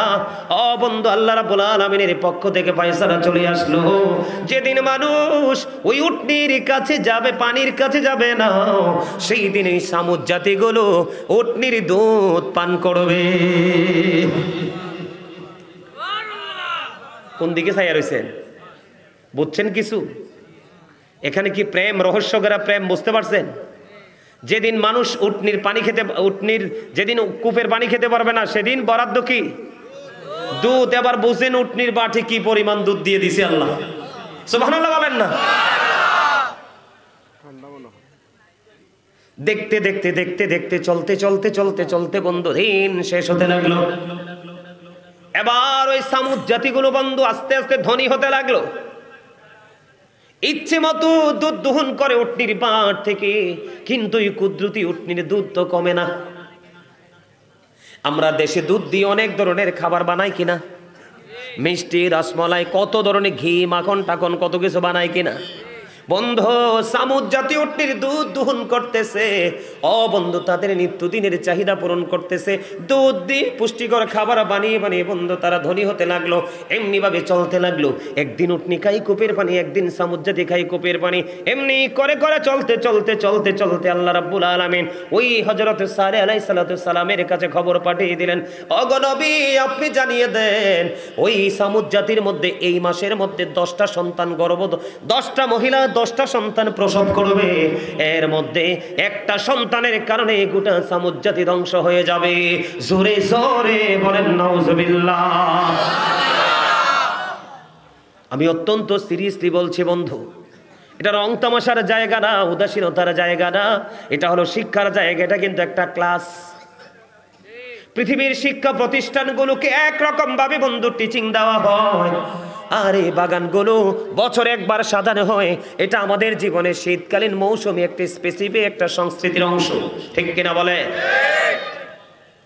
এবার আল্লাহর নবীর কাছে খবর চলে আসলো, এই মাসের মধ্যে 10 জন মহিলা 10টা পুত্র সন্তান জন্ম দিবে, কিন্তু এর মধ্যে একটা সন্তান, তার উসিলায় সামুদ জাতিটা ধ্বংস হয়ে যাবে। আল্লাহর হুকুম যেমন তেমন বন্ধু এই মাসের মধ্যে 10টা মহিলা 10টা পুত্র সন্তান জন্ম দিল। 10টা মহিলা জন্ম দেওয়ার পরে আল্লাহর হাবিব, আল্লাহর নবী ওই যে কথাগুলো বলেছেন বন্ধু, তিনি কি করলেন? সমস্ত সামুদ জাতির কাছে বন্ধু খবরটা তিনি পৌঁছে দিয়েছেন, এই মাসের মধ্যে 10টা সন্তান প্রসব করবে। এর মধ্যে একটা সন্তানের কারণে তোমরা গোটা জাতি ধ্বংস হয়ে যাবে, বিপদে পড়বে, পৃথিবী থেকে তোমরা নিশ্চিহ্ন হয়ে যাবে। এই কথা বলার পরে বন্ধু মানুষ তৎকালীন সময়ে নারীরা, ম্যাক্সিমাম নারীরা বিশ্বাস করছে। এর মধ্যে 9 জনই বিশ্বাস করেছে। আল্লাহর নবীকে কেন বিশ্বাস করেছে জানেননি? আমি কিন্তু একটা জায়গা শুরুতে রেখে এসেছি বন্ধু, এটা কিন্তু কোরআন থেকে আমি আপনাদেরকে শোনাচ্ছি।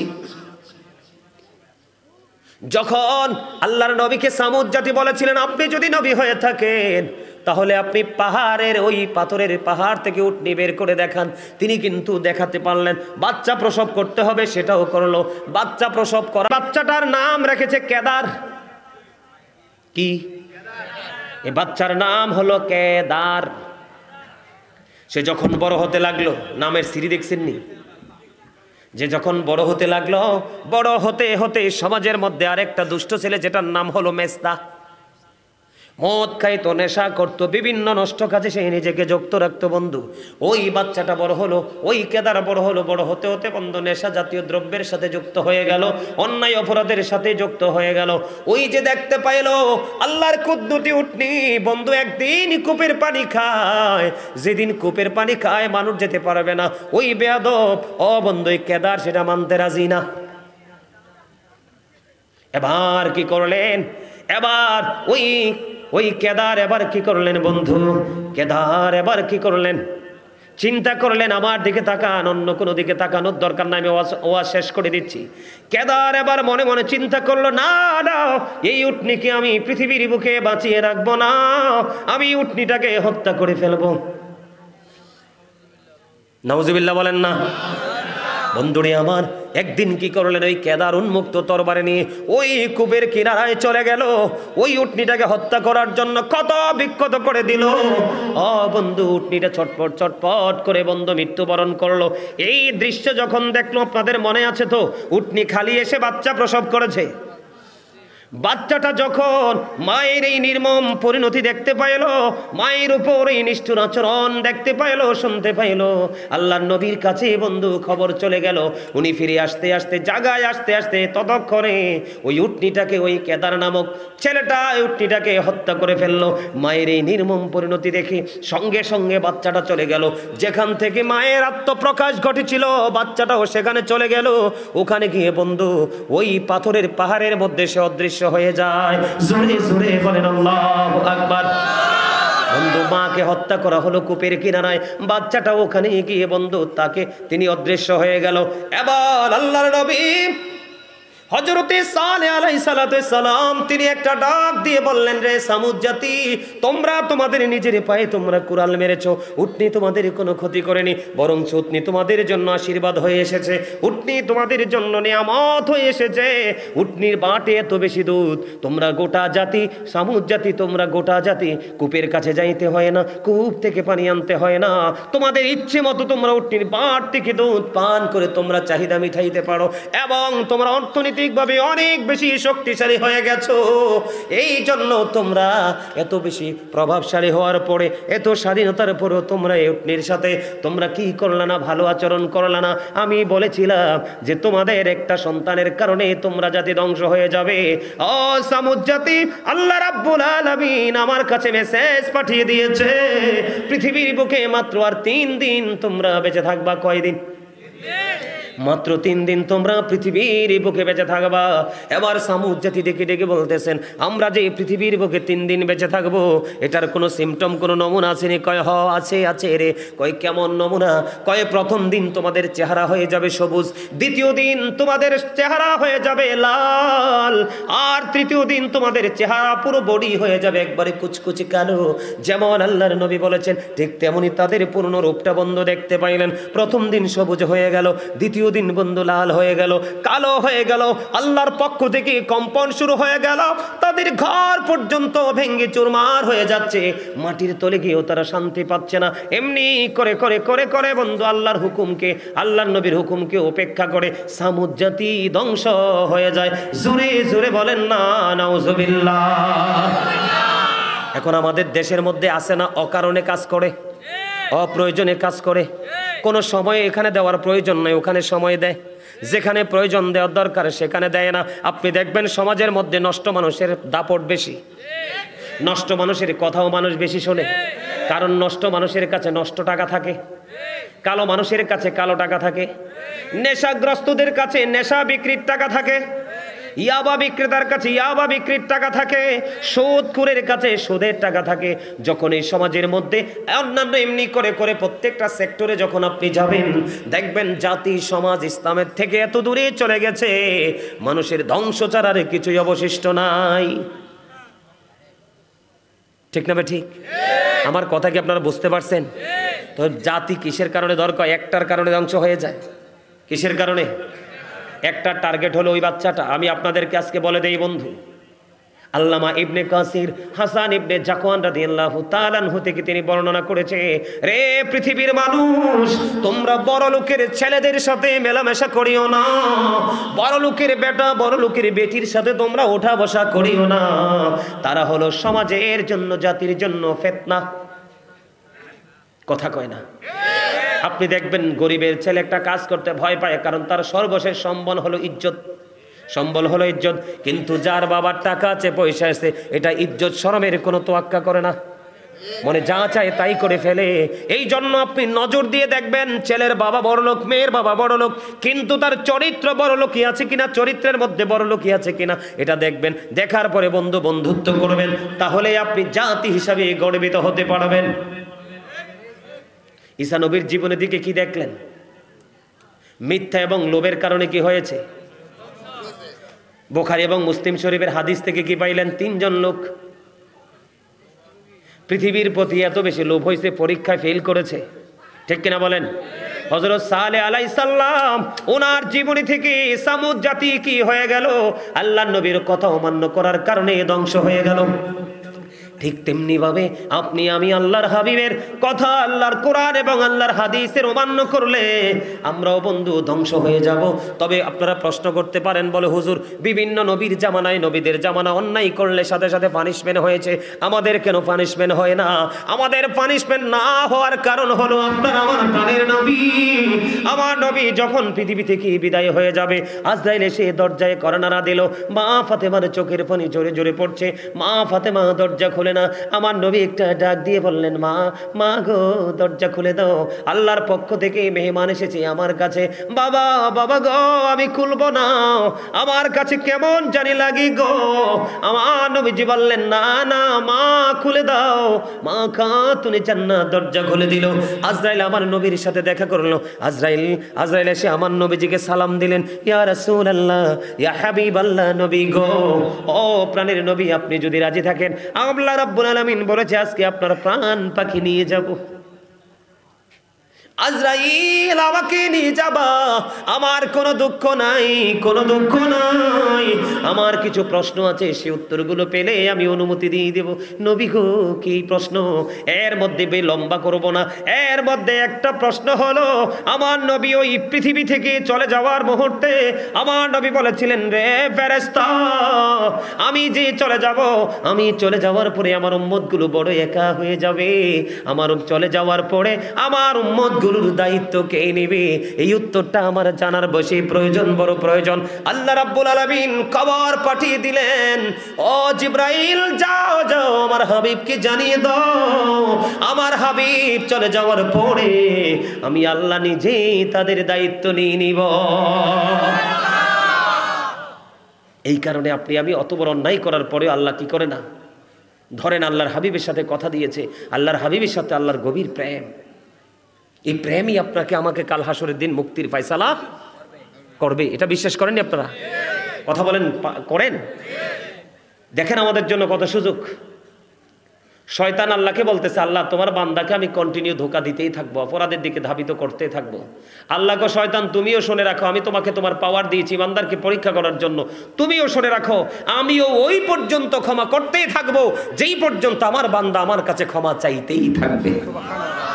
আরো জোরে কন্যা সুবহানাল্লাহ, আরো জোরে। আপনাদের কাছে কি মনে হয় রাত বেশি হয়ে গেছে? কয়টা বাজছে? 1টা বেজে গেছে না? আমার কাছে মনে হয় যেন মাত্র এশারের সময় হয়েছে। আমার কাছে কি মনে হয়েছে? শেষ করে দিতেছি তো, মোনাজাত দিতে কাকা শুধু আচ্ছা নি? ও আচ্ছা আচ্ছা, ঠিক আছে ঠিক আছে ঠিক আছে, আচ্ছা ঠিক আছে। আমার কথা কি আপনারা বুঝতে পারছেন? আরো জোরে বলেন, বুঝতে পারছেন? সম্মানিত উপস্থিতি, প্রত্যেকটা মানুষ আসলে ওয়াজ করলে ওয়াজ শেষ হবে না, সারা রাত চলাতে পারবো, কিন্তু ফজরটা পড়বেন তো সকালে, এই ক্ষেত্রে তো নাই। ফজরের সময় মসজিদ ফাঁকা থাকে, থাকে কি থাকে না? আমার আজকের যে আলোচনার মধ্যে গুরুত্বপূর্ণ অনেক আলোচনা আমার বাকি রয়ে গেছে। আজকে আমি আর আলোচনা করব না, কারণ যেহেতু আগামীকালকে এক তো জুমা, দিনে আছে 2টা প্রোগ্রাম, রাতে আছে প্রোগ্রাম, অনেক ব্যস্ততা, অনেক পেরেশানি। তো আমি আপনাদেরকে বিনীতভাবে অনুরোধ করব, পৃথিবীতে চলার পথে এখন কিন্তু আপনাদেরই মণিপুরে আছে কিনা জানি না, এখন কিন্তু পৃথিবীর বাংলাদেশের আনাচে কানাচে নবীর দুশ্মন বের হয়েছে ছদ্মবেশে। তোমরা যারা ইয়াং ম্যান আছো, তোমাদেরকে টার্গেট করছে ওরা, কারণ ইয়াং ম্যানদেরকে দিয়ে সমাজে দাঙ্গা লাগানো যায়, সমাজের শৃঙ্খলাকে ভঙ্গ করা যায়। এই জন্য নবীর দুশ্মনেরা কিন্তু ইয়াং ম্যানদেরকে, কলেজ ইউনিভার্সিটির স্টুডেন্টদেরকে তারা কি করতেছে, মেইন করে এই কথাগুলো বলতেছে। নবীর মিলাদ বেদাত, কিয়াম বেদাত, নবীকে দাঁড়ায় সালাম দেওয়া যাবে না, বেদাত নফল পড়া যাবে না, শবে বরত করা যাবে না, মানুষ মরলে কবরের পারে দোয়া করা যাবে না, এরপরে কি জানি বলে মানুষকে খাওয়ানো যাবে না, এই সবগুলো কোরআন হাদিস সম্মত। এরা কয় সম্মিলিতভাবে কবর জিয়ারত করা কি বেদাত, আর আল্লাহর নবী কয় তোমরা ওই পর্যন্ত কবরের পার থাকো যেই পর্যন্ত একটা উট বা গরু বা বকরি জবাই করে চামড়া ছলে গোস্তগুলো বন্টন করতে যতটুকু সময় লাগে অত সময় পর্যন্ত থাকো। সুবহানাল্লাহ বলেন না? এই জন্য আপনারা যারা দাদাভাই মুরব্বীরা আছেন, আপনারা আগে যেভাবে মেনে আসছেন ঠিক সেইভাবে চলবেন, এটার মধ্যে শান্তি। এখন যত আধুনিক হচ্ছে ততই আপনার আমার জন্য গজব নেমে আসছে। তার কারণ আপনার আমার দিকে তাকান, আল্লাহ রাসূল বলেছে কিয়ামতের আলামতের মধ্যে অন্যতম একটা আলামত হলো মৌলবীরা। আল্লাহ রাসূল বলেছে একজন কামার, একজন কুমার, একজন মেতর, একজন মুচির চাইতেও নিকৃষ্ট হবে একজন লেবাসধারী আলেম। কিয়ামতের আগে সাবধান হতে হবে আমাদেরকে, যেই কোনো মৌলবীর কথা বিশ্বাস করা যাবে না। এখনকার দিন দিন যত নতুন নতুন মৌলবী প্রকাশ হবে, তাদের বক্তব্য দ্বারা মানুষ শুধু ইমান হারাবে, ইমান যুক্ত হবে না। সম্মানিত উপস্থিতি, আল্লাহ যেন আমাদের সবাইকে ঈমান ইসলামী জিন্দেগি দান করে 5 ওয়াক্ত নামাজ পড়তে পারি, হালাল পথে রোজগার করতে পারি, যেই পথে চললে আল্লাহ রাসূল খুশি সেই পথে চলতে পারি। আল্লাহ যেন আমাদেরকে সেই তৌফিক দান করে। সকলে বলুন আমিন। আমি আর আলোচনা করব না। আমার আলোচনায় যদি আপনারা কষ্ট পান, যদি আবার কখনো কোথাও দেখা হয়, নতুন কোনো বিষয় নিয়ে আবার হাজির হয়ে যাব। আমি আপনাদেরকে বিনীতভাবে অনুরোধ করব, আমি যখন কিয়ামে দাঁড়াবো কি করব? কিয়াম বোঝেননি? কিয়াম দাঁড়ানো, নবীকে সালাম দেয়া। নবীকে সালাম দিতে কি ডর লাগে, ভয় লাগে নাকি ভালো লাগে? এই সূরা ফাতির 9 নম্বর আয়াত আল্লাহ বলেছেন অতুআযিরুহু ওয়া তুওয়াক্কিরুহু। আল্লাহ বলেছেন help him and respect him. তোমরা আমার হাবিবকে সাহায্য করো এবং সম্মান করো। কথা বলেন, আমার কথা কি আপনারা বুঝতে পারছেন? করে দিলাম, তাকে হত্যা করে ফেলো। সুবহানাল্লাহ বলেন না কেন? আমান সাব্বা সাহাবী ফাদরিবুহু। সাহাবায়ে কেরামকে গালি দিলে, তাদের ইজ্জতের চাদর ধরে টান দিলে তাদেরকে বাইন্ধা পিটাও। হাদিস শরীফ। আর নবীর কথা সত্য না মিথ্যা? ওমা জোরে কর না কেন? নবীর কথা সত্য না মিথ্যা? আপনাদের কি বিশ্বাস হয়? Hazrat Muhammad sallallahu alaihi wasallam was born in Arab country. His father's name was Abdullah. His mother's name was Amina. His father died before he was born. He lost his mother in his childhood. He was very truthful. আওয়াজ করে বলেন আল্লাহু আকবার।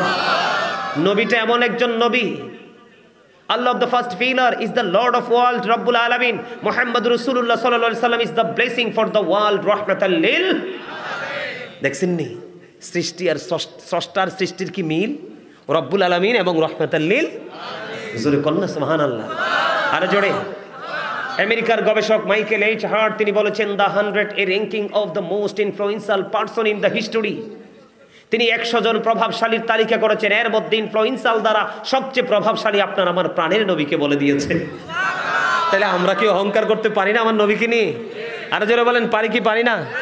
আপনাদের সবার সুপরিচিত আপনার আমার প্রাণ মুর্শিদ ডক্টর আহমদ পিয়ারা বাগদাদি পীর সাহেব কেবলা, যিনি পৃথিবী থেকে আমাদেরকে ছেড়ে অনেক আগেই চলে গেছেন, কিন্তু বাগদাদি মসজিদ কেবলার পাগলদের সিনায় তিনি এখনো আছেন। ডক্টর আহমদ পিয়ারা বাগদাদি পীর সাহেব কেবলার অসংখ্য কিতাব তিনি লিখেছেন।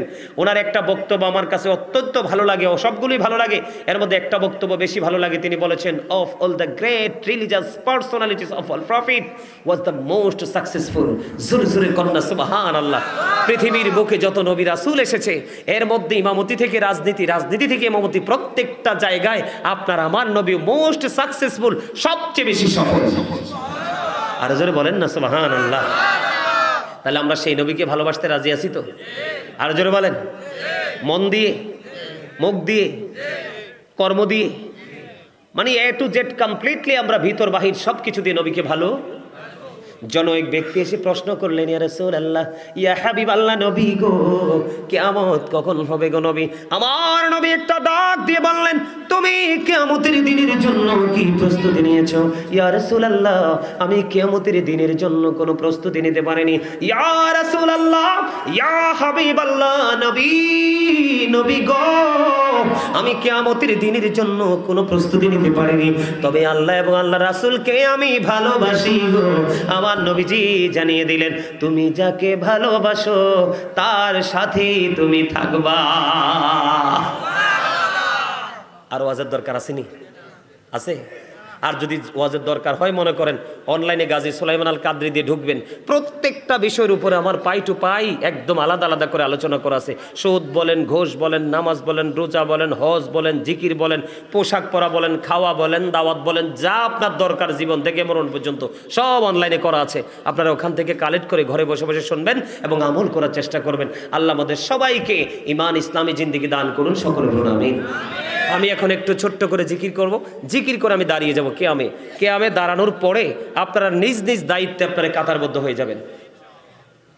কমিটিকে কষ্ট দিবেন না, পারবেন না? এখানে যুবক ভাইয়েরা তোমরা যারা আছো, তোমাদেরকে বলবো তোমরা নিজে থেকে দায়িত্ব নিয়ে কাতারগুলো সোজা করে সবাইকে বসিয়ে দিবে, তারপরে বসবে, বসার পরে কি করবে আমি সেটা বলে দিব। রাজি তো? সবাই রাজি? আমার আল্লাহ আল্লাহ আল্লাহ লা ইলাহা ইল্লাল্লাহ আল্লাহ লা ইলাহা ইল্লাল্লাহ। মনটাই আমার চাই যে শুধু যেতে মদিনায়, অবুঝ মনের বুঝাই যত সে তো বোঝে না নবীজি আল্লাহ আল্লাহ আল্লাহ লা ইলাহা ইল্লাল্লাহ। আল্লাহ পাকের প্রিয় হাবিব আসলেন এই ধরায়, আসুন সবাই দাঁড়াইয়া আল্লাহ আল্লাহ আল্লাহ ইল্লাল্লাহ আল্লাহ আল্লাহ আল্লাহ লা ইলাহা ইল্লাল্লাহ। ইয়া নবী সালাম আলাইকা, ইয়া রাসূল সালাম আলাইকা, ইয়া হাবিব সালাম আলাইকা, সালাওয়াতুল্লাহ আলাইকা সাইয়্যিদি ইয়া রাসূলুল্লাহ ওয়া ইয়া হাবিবাল্লাহ।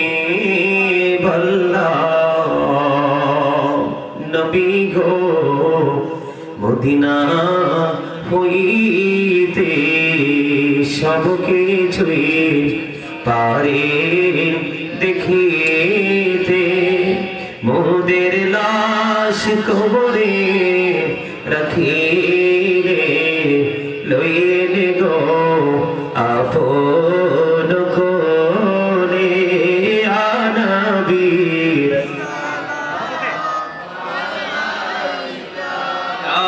ইয়া রাসূল সালাম আলাইকা, ইয়া হাবিব সালাম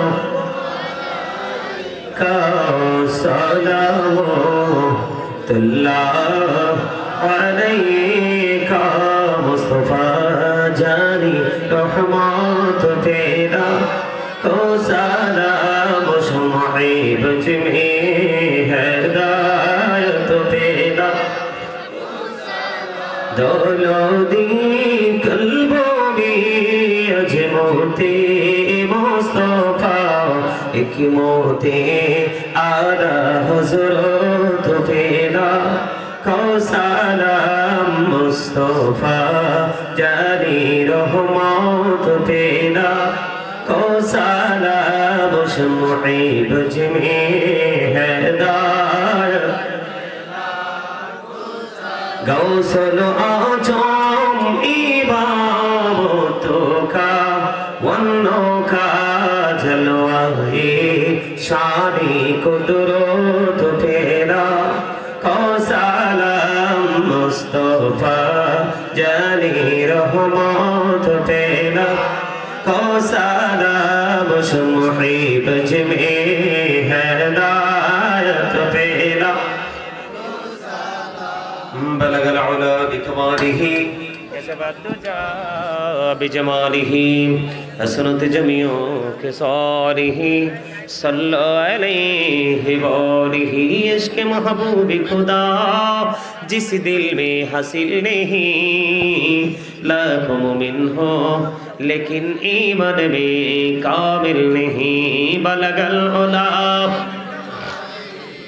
कशफ दुजा बिजमालिही हसनत जमिया खसालिही सल्लल्लाहु अलैहि वालिही सल्लल्लाहु वअला मुहम्मद सल्लल्लाहु अलैहि वसल्लम सल्लल्लाहु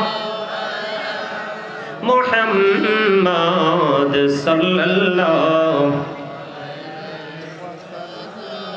साती शजारो नताफल हजारो शकल कमारो बिइशारातिही सल्लल्लाहु अला मुहम्मद सल्लल्लाहु अलैहि वसल्लम सल्लल्लाहु मुहम्मद सल्लल्लाहु سلم يا كبوبون صلوا على صدر الأمين مصطفى وجه الله رحمة للعالمين شمس الضحى محمد بدر الدجى محمد نور الهدى محمد صلى على محمد الصلاة والسلام عليك يا رسول الله الصلاة والسلام عليك يا حبيب الله الصلاة والسلام عليك يا شافي المجرمين الصلاة والسلام عليك يا رحمة للعالمين الصلاة والسلام عليك يا نور الله وجهر الأول أرني بجمالك يا رسول الله عطر اللهم قبره الكريم بألف شزء من صلاة وتسليم اللهم صل وسلم وبارك عليه شكرا বলেন আলহামদুলিল্লাহ এই এখানে যারা দাঁড়িয়ে আছেন আপনারা সবাইকে বসতে হবে এবং লাইনে আসতে হবে তাবারক দিয়ে সামনে সামনে সবাই সামনে সবগুলো নিয়ে সামনে চলে আসেন এদিক দিয়ে এদিক দিয়ে এদিক দিয়ে এদিক দিয়ে এদিক দিয়ে সামনে সামনে একটাও পিছনে রাখা যাবে না সবাইকে ভিতরে ঢুকান ঢুকে গেটটা লাগান তাবারুক যা আছে ভিতরে এখানে রাখো নিচে রাখো রাখো এই আমি বলার পরে তোমরা তাবারুক দেওয়া শুরু করবা রাখো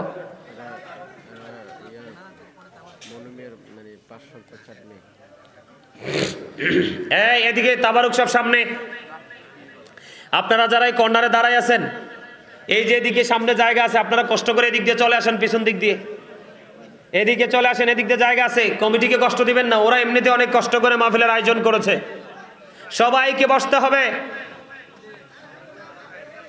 এই সবাই যে যার মতো করে আপনারা সবাই কাতারবদ্ধ হয়ে যান আসেন ভিতরে আসেন সবার জন্য তাবারুকের ব্যবস্থা করা আছে আপনারা দয়া করে কেউ বিশৃঙ্খলা সৃষ্টি করবেন না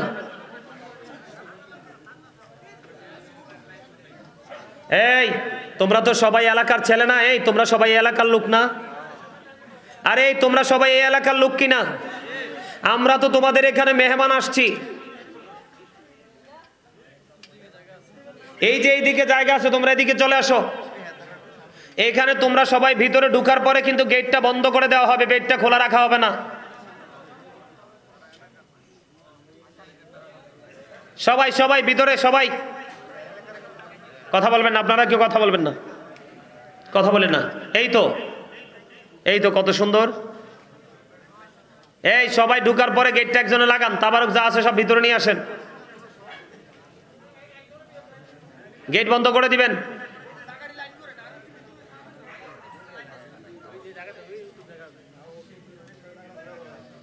এই সামনে খালি থাকলে এখানে আর কোনো কাজ নাই তোমরা শুধু তাবারক নিবা ওরা হাঁটার জায়গা থাকলেই চলবে তোমরা সামনের দিকে আসো আমি কিয়ামের সময় দেখছি ওই জায়গাটা একটু খালি আছে আসো না তোমরা সবাই সামনে আসো না তোমরা সামনের দিকে আসতে তো হয় একটু সামনে আসো ওদেরকে দাঁড়াইবার বসার সুযোগ করে দাও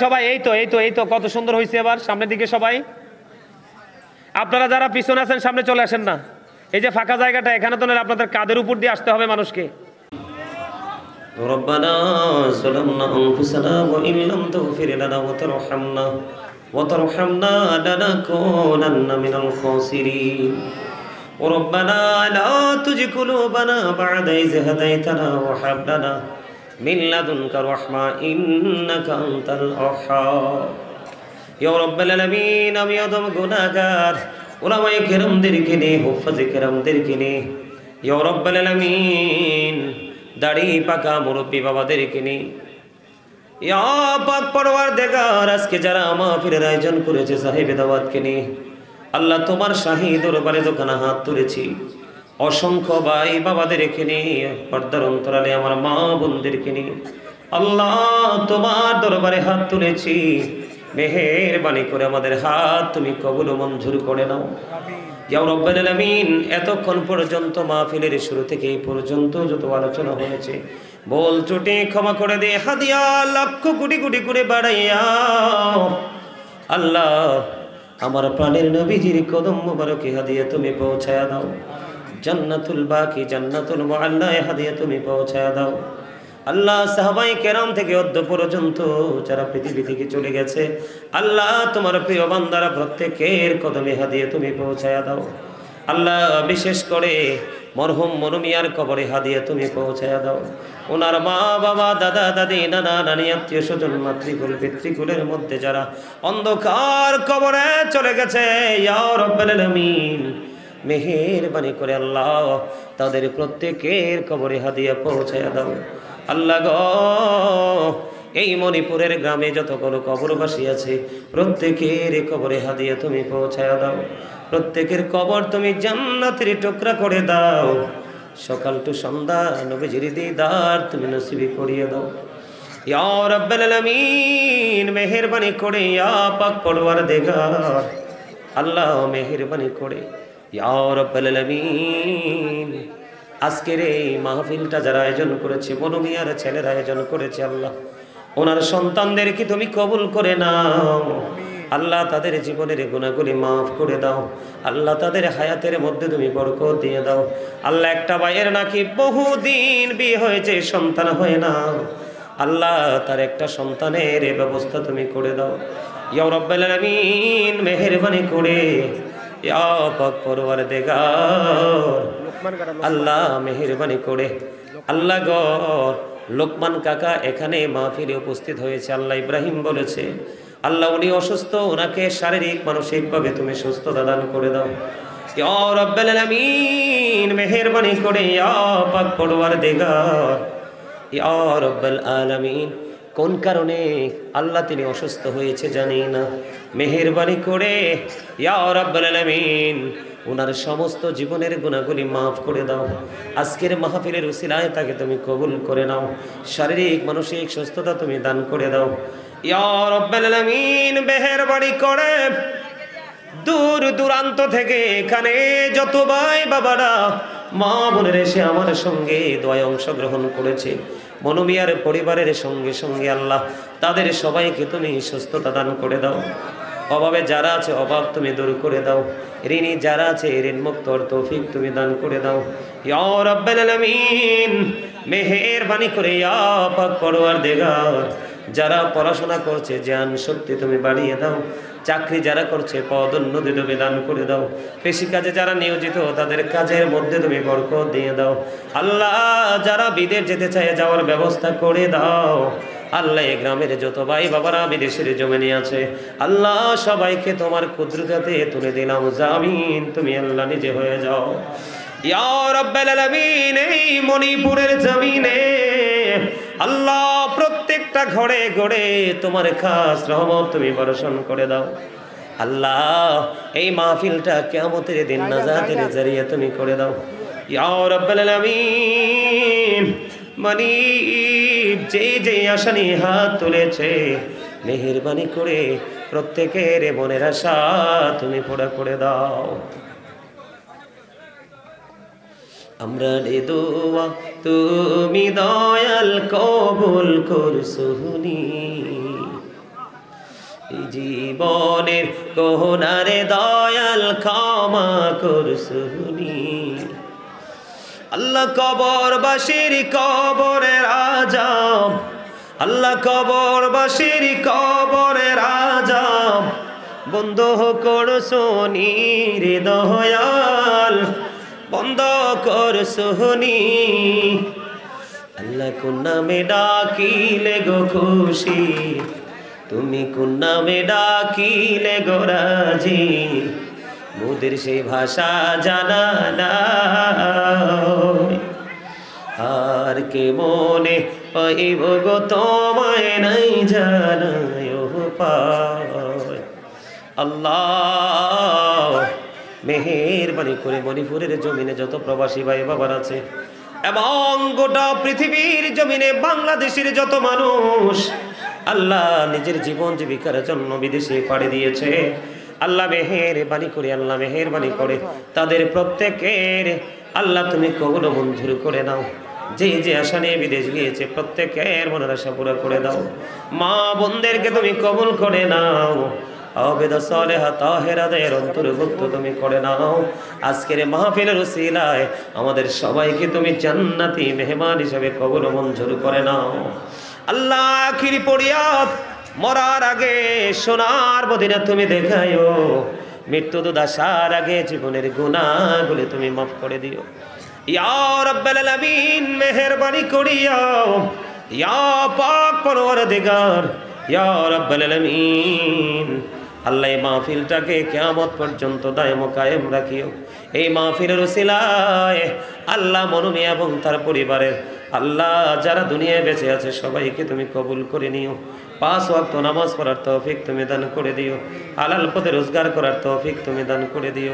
যেই পথে চললে তুমি খুশি, তোমার হাবিব খুশি, সেই পথে চলার তৌফিক তুমি দান করে দিও। ইয়া রাব্বাল আলামিন 5 ওয়াক্ত নামাজ পড়ার তৌফিক তুমি দান করে দিও। হালাল পথে রোজগার করার তৌফিক তুমি দান করে দিও।